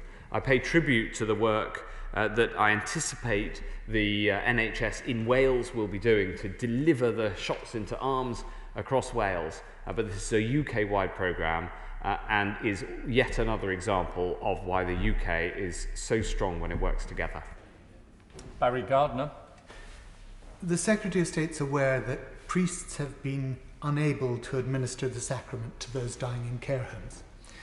Rabbis have been unable to secure a minyan in order to say the Kaddish. How will his government now try to ensure that they recognise that a person's spiritual needs are critical for their mental health, and that this is just as important for people's physical health? So of course we recognise exactly that, and I think the Honourable Member puts it well, that ministers are working with faith leaders as to how we can come to an arrangement as soon as possible to allow both the communal prayer that was discussed in this House as we brought in the regulations around the lockdown, and also all other aspects of nurturing worship. Leonie. Thank you, Mr Deputy Speaker. In Grimsby and Diana Princess of Wales Hospital, we currently have twice as many COVID patients in ICU as we had at the height of the previous lockdown. Does my right honourable friend agree with me that despite the very good news regarding vaccines, that it's absolutely essential that people in England adhere to the lockdown rules so that we can get our reproduction rate down, and also we can reopen our businesses as quickly as possible?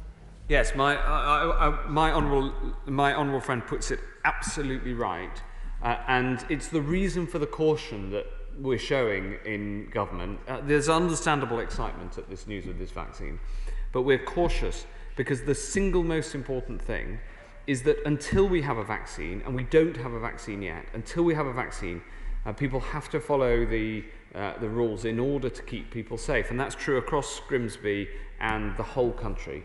And I know that the team at the hospital in Grimsby are working incredibly hard in difficult circumstances, and it is tougher this second time in Grimsby than it was first time around. I pay tribute to them, I thank them, and the best thing we can all do to support them is follow the rules and do our best, play our part to reduce the transmission of this disease.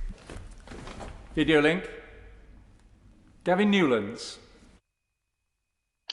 Thank you very much, Mr Deputy Speaker. For the vaccine to be effective, widespread take-up is required. Yesterday, the Prime Minister said that his strategy to counter the utterly ridiculous and extremely dangerous anti-vaxxer misinformation was to hope people won't listen to those types of arguments. Can the Health Secretary assure the House that his department is working on a more detailed strategy than the Prime Minister to counter this misinformation? Yes. Video link. Vicky Foxcroft. Thank you, Mr Deputy Speaker. The Secretary of State's update is very welcome news for the shielding community, and I hope they will be among the first to receive the vaccine. However, at my meeting with the Deputy Chief Medical Officer last week, she informed me that 15,000 children were still being asked to shield this time round. What does the Secretary of State say now to the parents and carers of those children, given that he's just confirmed they will not receive the vaccine? Well, of course, we will continue to work on a clinically led basis with everybody across the country who needs support.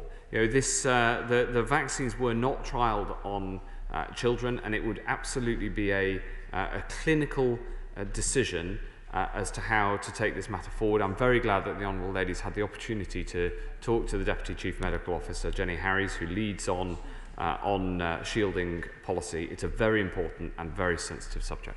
Sir Desmond Swain. Amended graphs used to justify the lockdown now show a 40% reduction in the death rate in the upper quartile as against their first presentation. So the NHS would have coped, wouldn't it? No. Yvette Cooper.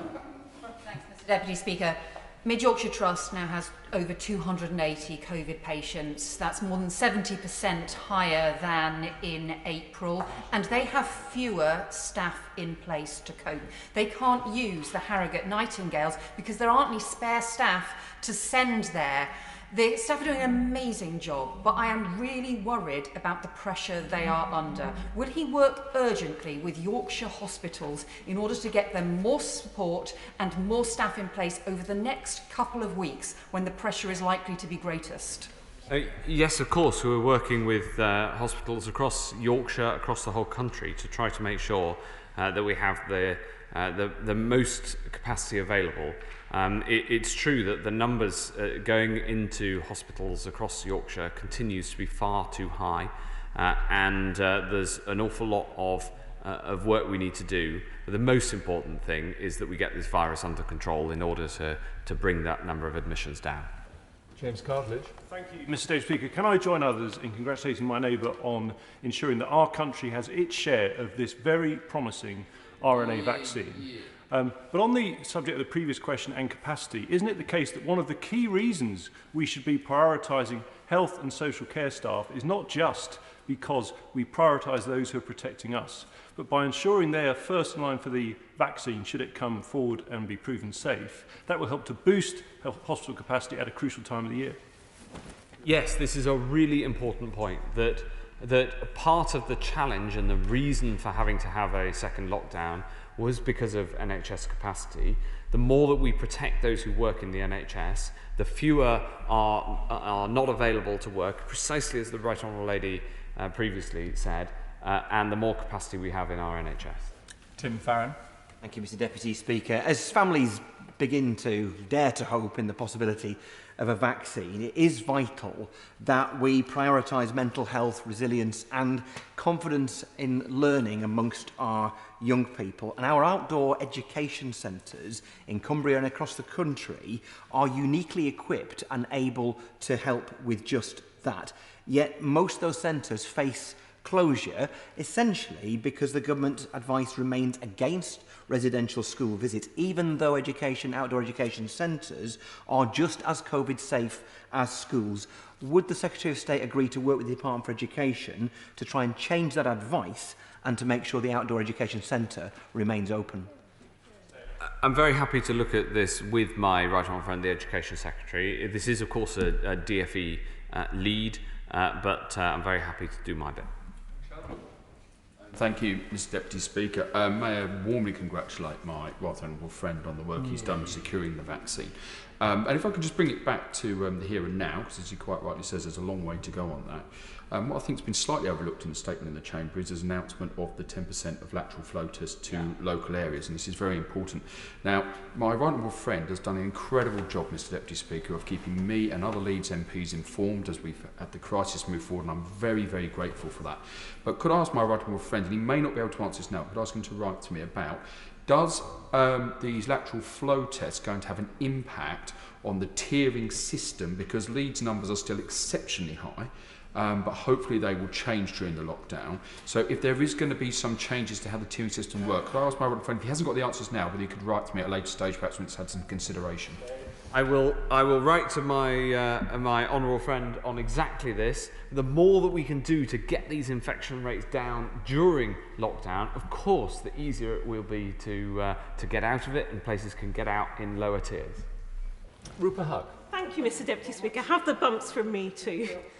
Good to hear some good news on the way about the vaccine and hopefully on vitamin D. But can I ask the Health Secretary, earlier on in this pandemic, people with non-COVID health issues were told not to suffer in silence. Now we hear that non-elective surgeries are being cancelled. I think at Queen Elizabeth Hospital in Birmingham, they're all off. What's the advice now, and could it potentially be losing lives if it's the wrong advice? We want to have as little impact on the rest of NHS activity as possible. Of course, in some of the high prevalence areas, we are having to take that action. That is a decision that takes into account local circumstances. It is not a blanket national decision as it was in March. But the most important thing that we can all do to keep our NHS open for non-COVID treatment is abiding by the rules and having that lockdown in place. Joy Morrissey. Thank you, Mr. Deputy Speaker. I'd like to may I pay tribute to my right honourable friend for securing the vaccine, a ray of hope for us all, and I look forward to hearing more about the developments in the coming weeks and months. And will my right honourable friend join me in paying tribute to the military who have worked tirelessly to deploy the mass testing of this vaccine? And could my right honourable friend update the House on plans that he may have for the military to be utilised with the vaccine in the coming months? Absolutely. The armed services of this country have played an amazing role during this pandemic. Now, I have talked about it as a war against a virus in which we're all on the same side. And the military have done their bit, are doing their bit, and there's a lot more that we're going to need from them in the future. They're involved in both the mass testing and in the vaccine rollout, and I'm very grateful to the support they've given. Hilary Benn. Thank you very much indeed, Mr. Deputy Speaker. We've learned today that mass testing of students is to take place in order to enable them to return home for Christmas, which will be widely welcomed. We have a very large number of students in Leeds. Could the Secretary of State tell the House, is that testing going to be handled by the universities themselves or the excellent public health team in Leeds led by Victoria Eaton? And if so, how will that dovetail with any rollout of mass testing to Leeds in due course, so all of the bits of the system fit together? The Right Honourable Gentleman asks a characteristically critical question and puts his finger on a vital logistical point, which is that we are planning to help students to get home safely with the assistance of mass testing. And in places like Leeds, the mass testing that's being made available to the Director of Public Health. Of course, these things must be dovetailed. The universities will be in the lead on the mass testing of students, but they will absolutely draw on the public health knowledge and expertise of the local council by their nature, because although we've all become something of public health experts over the past 11 months, the professional support from the public health team in the council, I think, will be critical in this task. Thank you, Mr. Deputy Speaker. I welcome my honourable friend's announcement on the rollout of mass testing for NHS staff, and I congratulate him on securing so many doses of the vaccine. It's wonderful news that the efficacy of the first of these vaccines seems to be so very high. But I have read in newspapers over the last month countless pundits telling me that there would be no vaccine and that the right thing to do was to let the virus rip and try and protect a few vulnerable people. Doesn't this just show that it's actually right to listen to the scientists and the real experts rather than pundits who would have put millions of people's lives at risk? Well, my honourable friend feels very strongly about this point, and it is understandable because the strategy that we've pursued, of course, has been one that we suppress the virus whilst we work on the vaccine. And with this progress towards a vaccine, we're not there yet, but with this progress, it demonstrates why we've taken that strategy to protect life, even though we know that there are consequences, very challenging consequences, for instance, for businesses and for other parts of society. And the reason we've done it is because we have a good degree of confidence that a vaccine will come and be able to make a very, very significant contribution to solving this problem without the huge risk that would be implied by not suppressing the vaccine because of its impact on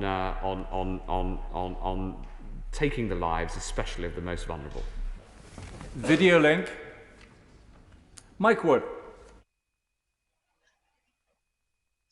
Thank you, Mr. Deputy Speaker. It's fantastic news that 10,000 rapid lateral flow tests will be going to Dudley this week, and subsequently around 30,000 more will be being used locally. But what guidance is going to be issued to directors of public health as to how these rapid tests should be targeted?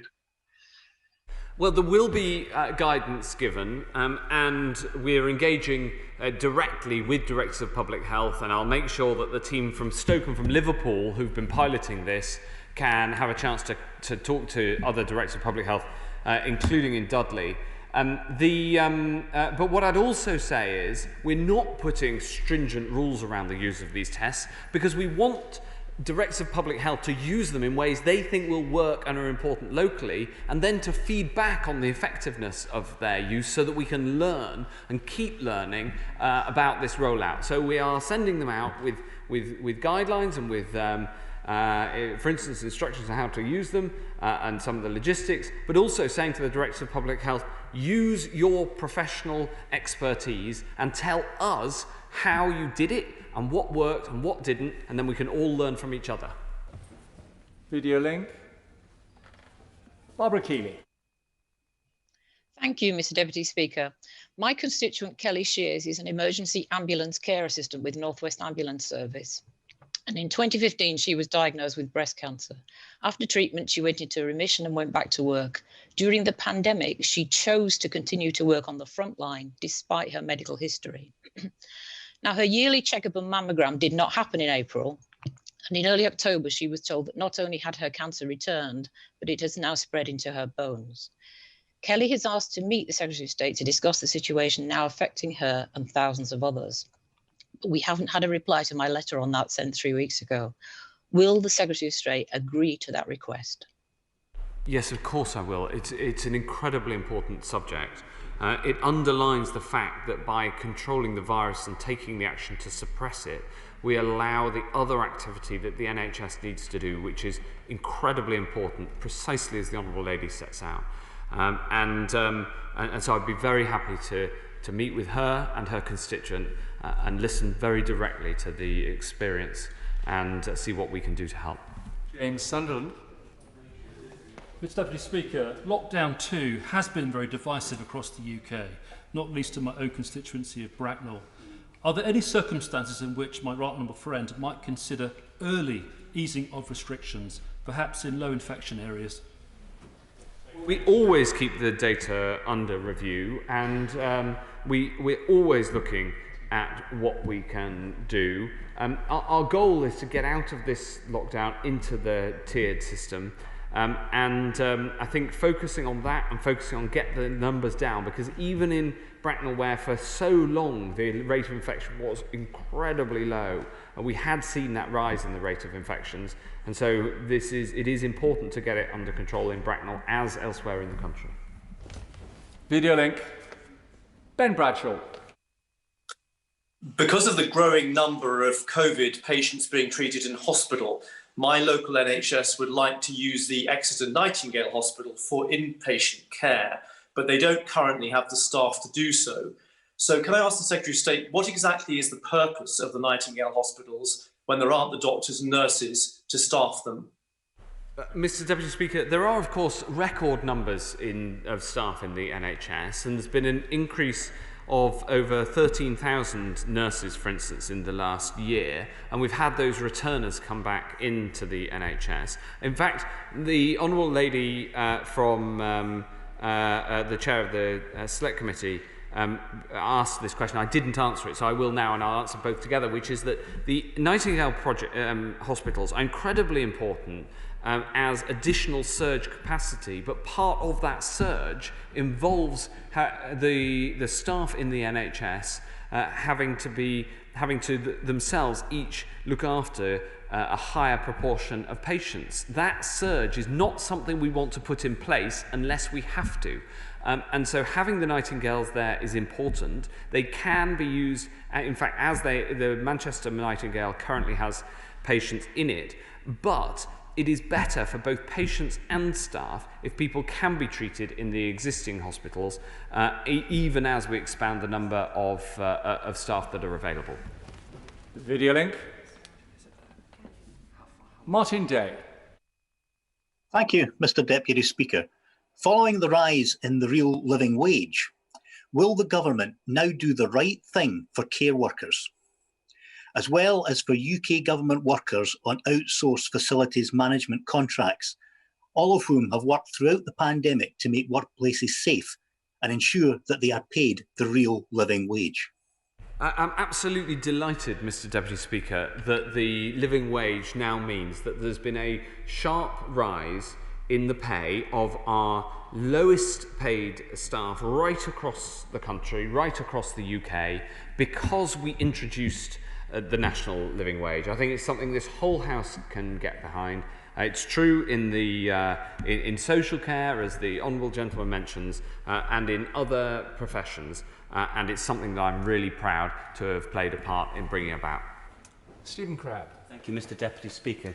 My right honourable friend well understands the importance of families being able to see each other this Christmas at the end of a very difficult year, and he understands the lengths that people will inevitably go to be able to see families and loved ones this Christmas. Now, without making any predictions about what the situation will be at the end of the year, can my right honourable friend at least confirm today that the intention on the part of this government is to work with the devolved administrations so that we have one clear set of rules covering the whole United Kingdom, and for the first time during this pandemic, a set of rules that are clear, consistent and fair right across the UK?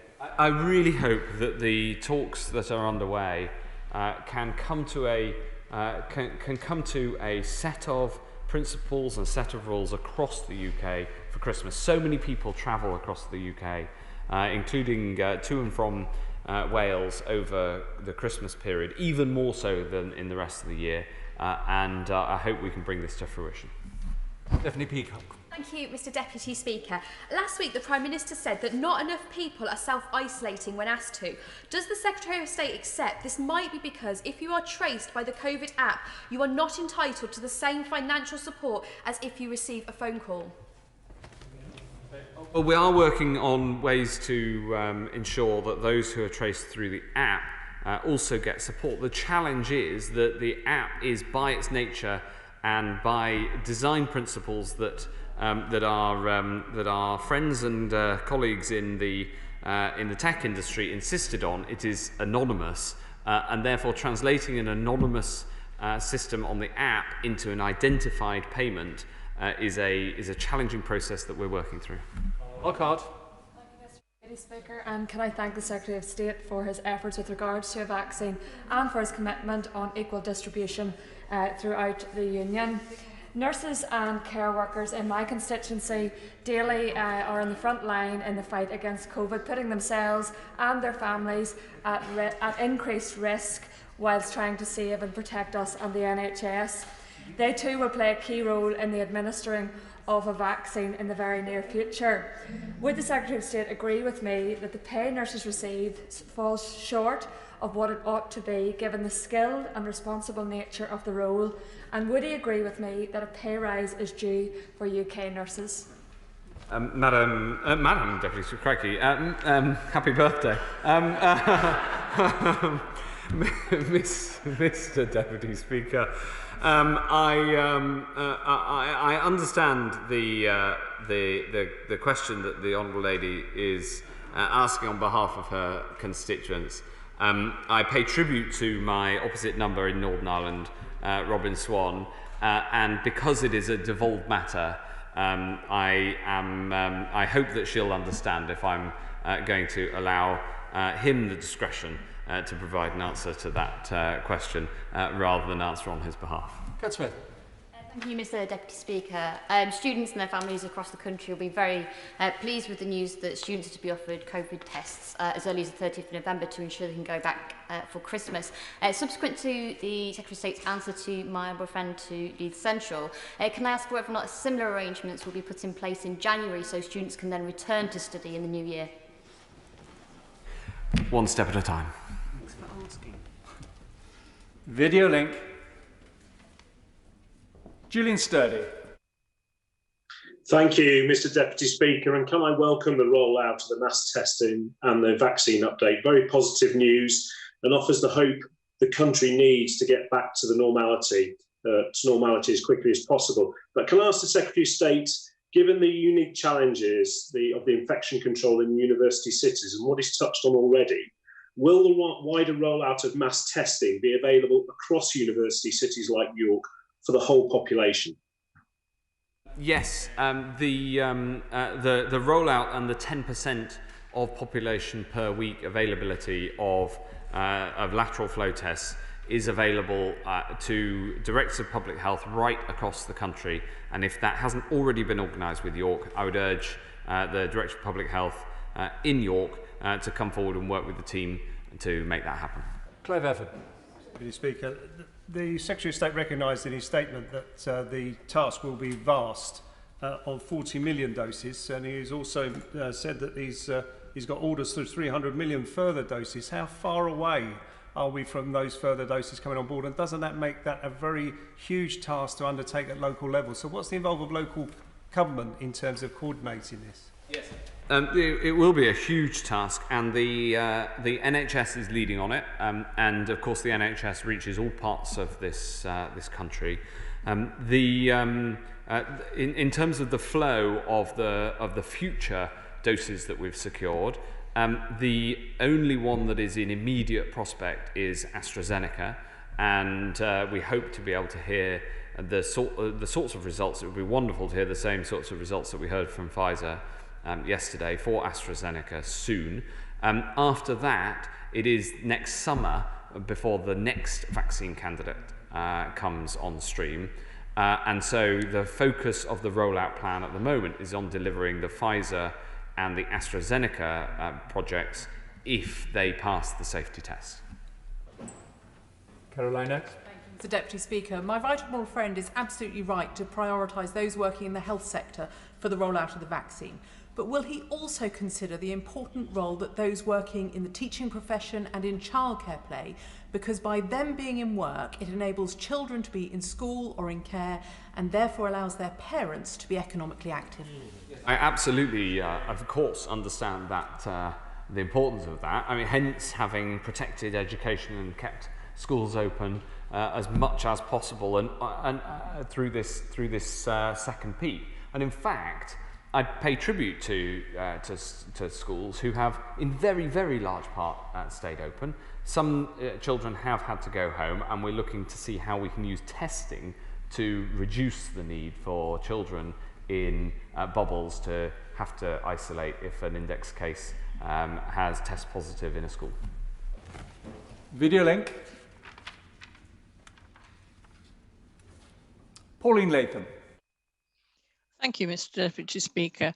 My right honourable friend probably saw the BBC News last night featuring the Royal Derby Hospital, where staff were saying that the numbers that were in hospital now were higher than the peak earlier this year, and that they were exhausted but would keep going. Is there any opportunity for the Nightingale staff that perhaps are on standby that could come in and assist, so that some of these hard-pressed doctors and nurses could actually have slightly more time off so that they wouldn't be quite so exhausted? Well, I want to thank staff at the Royal Derby for the work that they're doing. These are difficult circumstances, and one of the reasons that we brought in measures which I know are difficult is in order to protect the NHS from the increase in the number of cases, which, as she says in Derby, is now higher than in the first peak. Unfortunately, the solution that she proposes is in fact the other way round, which is that the NHS Nightingales provide extra space and extra capacity, but we need to stretch the existing workforce to use them, to staff them if they are needed. It's another reason to take the measures that we've taken in order to protect the NHS. Antoniazzi. Pembroke Happis, Mr. Deputy Speaker. There have been a number of concerns raised today about the staffing in the NHS. So can I press the Secretary of State to give his commitment to ensure that cancer professionals are not redeployed away from cancer treatment and care so that they can beat the backlog rather than build it even further? Yes, that is absolutely our goal, absolutely, to keep all cancer treatment going during this second phase. So far that has been successful everywhere, even where hospitals have had to postpone non-urgent activity, they have not postponed cancer treatment. So this is incredibly important to me personally, and I strongly support the recommendation that the Honourable Lady sets out. Aaron Bell. Thank you, Mr Deputy Speaker. Could I join my right honourable friend in praising the work of the Vaccine Task Force in securing so much of this first encouraging vaccine and the work they've done to have a good portfolio.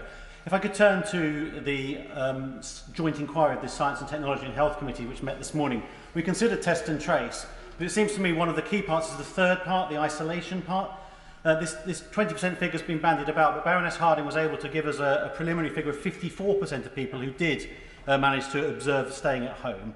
But would you agree with me that we actually need more data about this? We need to understand how many people are staying at home. I realise it's not completely binary, but also how that varies between people who've got positive tests and people who've been asked to isolate. And like my honourable friend, the right honourable friend, the member for South West Surrey, the chair of the Health, would he look at Sir John Bell's suggestion that people who are merely contacts could be released from quarantine earlier through rapid testing? I'm happy to look at all of those constructive suggestions, and maybe I can also take this opportunity to put on the record my thanks to the Vaccines Task Force and to Kate Bingham personally for the leadership that they have shown in being able to procure the 340 million doses that they've achieved, which I know that the whole country is grateful for, the 40 million in particular of the Pfizer vaccine and the work that they've done. Video link. Marion Fellows. Thank you, Mr Deputy Speaker. What update can the Secretary of State give the House on the new strain of coronavirus identified in mink in Denmark? And aside from the travel restrictions now in place from Denmark, what steps are being taken to stop any new outbreak? The Honourable Lady raises an incredibly important point. We acted very fast, including working with the Scottish Government and the other devolved governments, to take the action that we did at the end of last week. We are concerned about this outbreak, but I'm concerned about the fact that this virus has become virulent across the mink population. And I think that there is an international case on public health grounds for addressing this question of mink farming, which we banned in the UK 2 decades ago. It was due to come to an end in Europe in 2023 anyway, but people will have their own views on animal welfare grounds, and I've certainly got mine.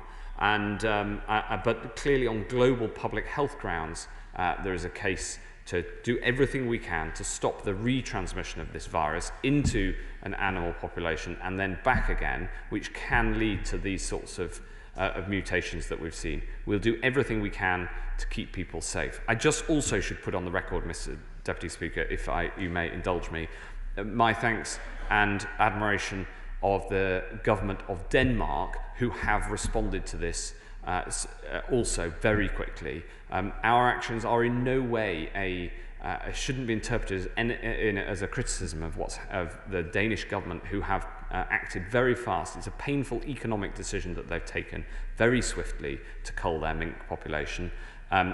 We are merely acting to keep this country safe. Joe Gideon. Thank you, Mr Deputy Speaker. I really welcome today's news that we are now much closer to the rollout of vaccines. However, as of today, the Royal Stoke Hospital in my constituency has more than double the COVID patients that it had during the first peak. And this is combined with record high levels of COVID-related staff absence. This is of concern to me, to fellow MPs from Stoke-on-Trent, and I know my right honourable friend from Newcastle-under-Lyme shares this concern. Will my right honourable friend join me in praising the heroic efforts of our NHS staff in Stoke-on-Trent and help us to deal with this situation until such time as the situation is improved by the rollout of vaccines? Yes, I know Stoke-on-Trent Hospital, and I think that the people who work there do a brilliant job, and they are a great team, and they work so closely and well for the people of Stoke-on-Trent and indeed Newcastle-under-Lyme. And I know that Stoke has got an outbreak under control a couple of times in this virus. In fact, they had a second peak in the summer, which they got under control, and then this is really a third peak in Stoke. Stoke Council have also worked closely with us on the early rollout of mass testing and one of the pilot even before Liverpool. And I want to thank everybody at the Royal Stoke for all the hard work that they're doing, and urge everyone in Stoke and across the country to respect social distancing and follow the rules, because that's the best way to support our NHS. Video link. Jamie Stone. Thank you very much, Mr. Deputy Speaker. Clearly, I represent a vast and extremely remote constituency.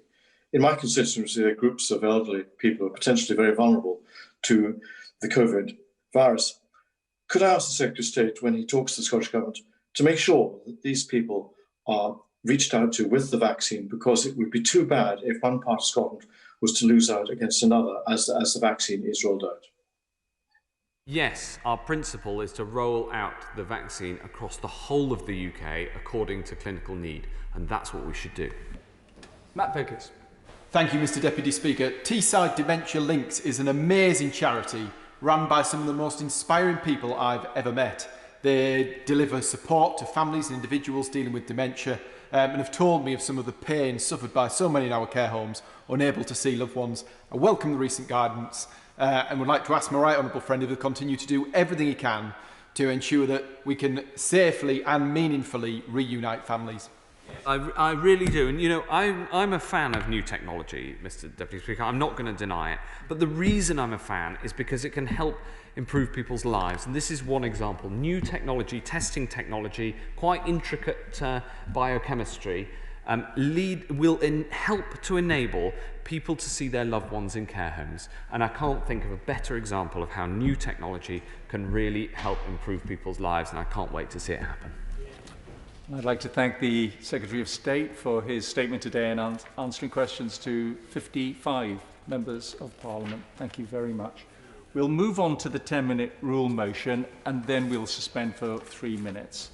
So we will start with the 10-minute rule motion on jet skis licensing. Howell Williams. Diolch yn fawr iawn, Mr. Deputy Lefarydd. Thank you, Mr. Deputy Speaker. I beg to move that leave be given to bring in a bill to establish a system of licensing for drivers of jet skis to create the offence of driving a jet ski without a licence and for connected purposes. Jet skis, or otherwise motorised personal watercraft, are powerful machines of up to 300 horsepower, which can reach speeds of up to 40 miles per hour on water. They are easy to tow, and they're easy to launch from any beach. Compared with other watercraft, they're not expensive, and their use has been growing for many years.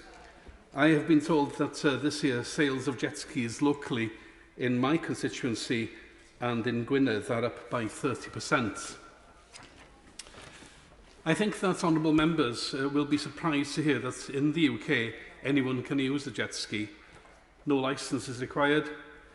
There is no compulsory training nor a test of competence. The recommended lower age limit is 12 years. Local authorities and other bodies have limited regulatory powers, such as setting speed limits in some areas and specifying launching areas. But enforcement is difficult and it can be expensive in a time, of course, of cuts. In my opinion, and in the opinion of many boat owners, local residents and people who just want to use our wonderful beaches in peace, local bylaws, speed limits within yellow buoys and such like are just not sufficient. In the words of a local beach warden to me this summer, he said, "I can tell them till I'm blue in the face not to come close to the bathers, but there's nothing I can do to stop them." My own local authority, which has led the way on this matter, passed a motion last month calling for proper regulation of the use of jet skis. The Police and Crime Commissioner for North Wales, Mr Arfon Jones, has voiced his support. Chief Inspector Mark Armstrong of the North Wales Police told me, "Bob blwyddyn yn ardal Gwynedd a Môn, rydyn ni'n gweld achosion o bobl yn cael eu lladd neu brifo yn arw ar ôl digwyddiadau tebyg. Every year in Gwynedd and Anglesey, we see cases where people have been killed or seriously injured as a consequence of incidents like this.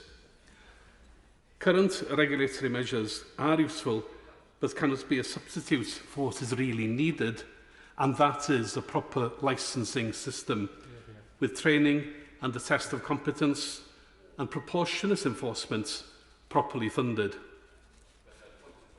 Antisocial and less commonly the dangerous use of jet skis, sometimes associated with prior alcohol consumption, have long been a problem. This year, though, anecdotally at least, the problems seem to have got much worse than usual.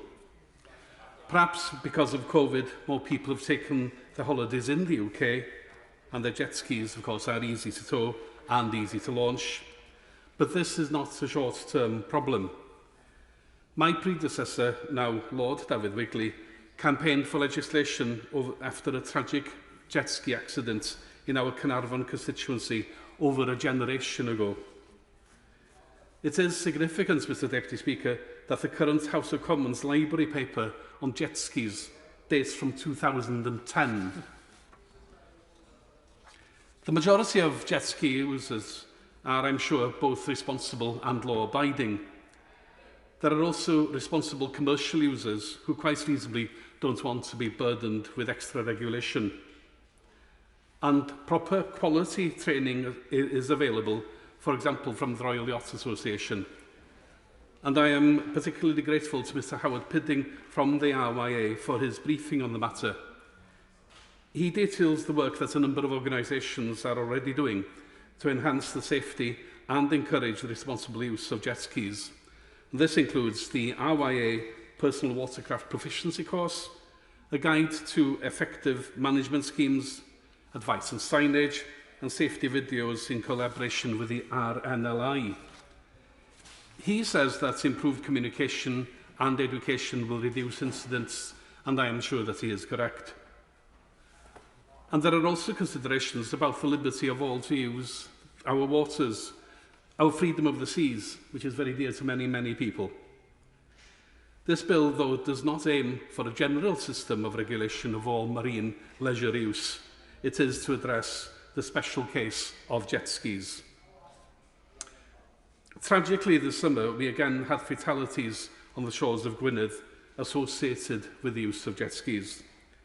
There were deaths elsewhere in constituencies represented by supporters of this bill. There were incidents of injury, and many honourable members will have heard reports and seen pictures of jet skis being driven at speed close to bathing beaches, sometimes even where children were swimming. These craft being driven at high speed, even where there were speed limits. Accidental collisions with boats and near misses.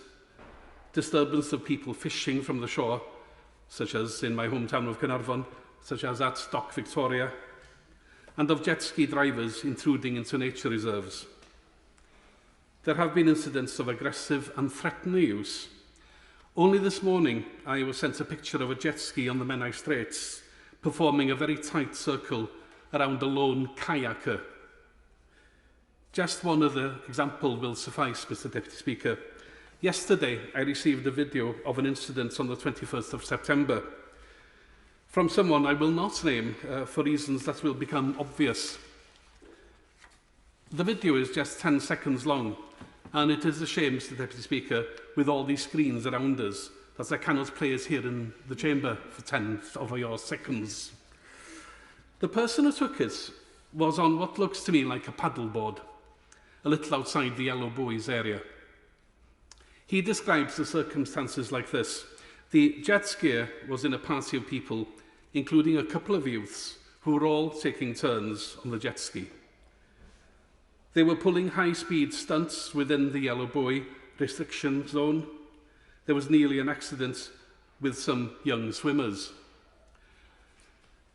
The video, as I said, taken from the paddleboard, then shows the jet ski driver, a burly man in his 40s, driving towards us at increasing speed and, crucially, outside the Yellow Buoy area. As he gets near, he swerves towards us, looking directly at the camera and shouting something inaudible, which is probably unrepeatable in this chamber. He then turns away, causing a heavy wake, and makes off at speed back towards the shore, back towards the Yellow Buoy area. The action is clearly very dangerous and could have resulted in direct injury had he misjudged the speed or direction, or possibly the need for a rescue or even a drowning. The paddleboarder adds in his email to me, when the video was shared on our local Facebook page, others commented that they had left the beach early due to noise and irritation. This is particularly significant in Wales and other tourist areas, which attract people specifically because we offer peace and quiet to enjoy our extraordinary natural environment. Tourism, after all, accounts for up to a third of our economy in some areas.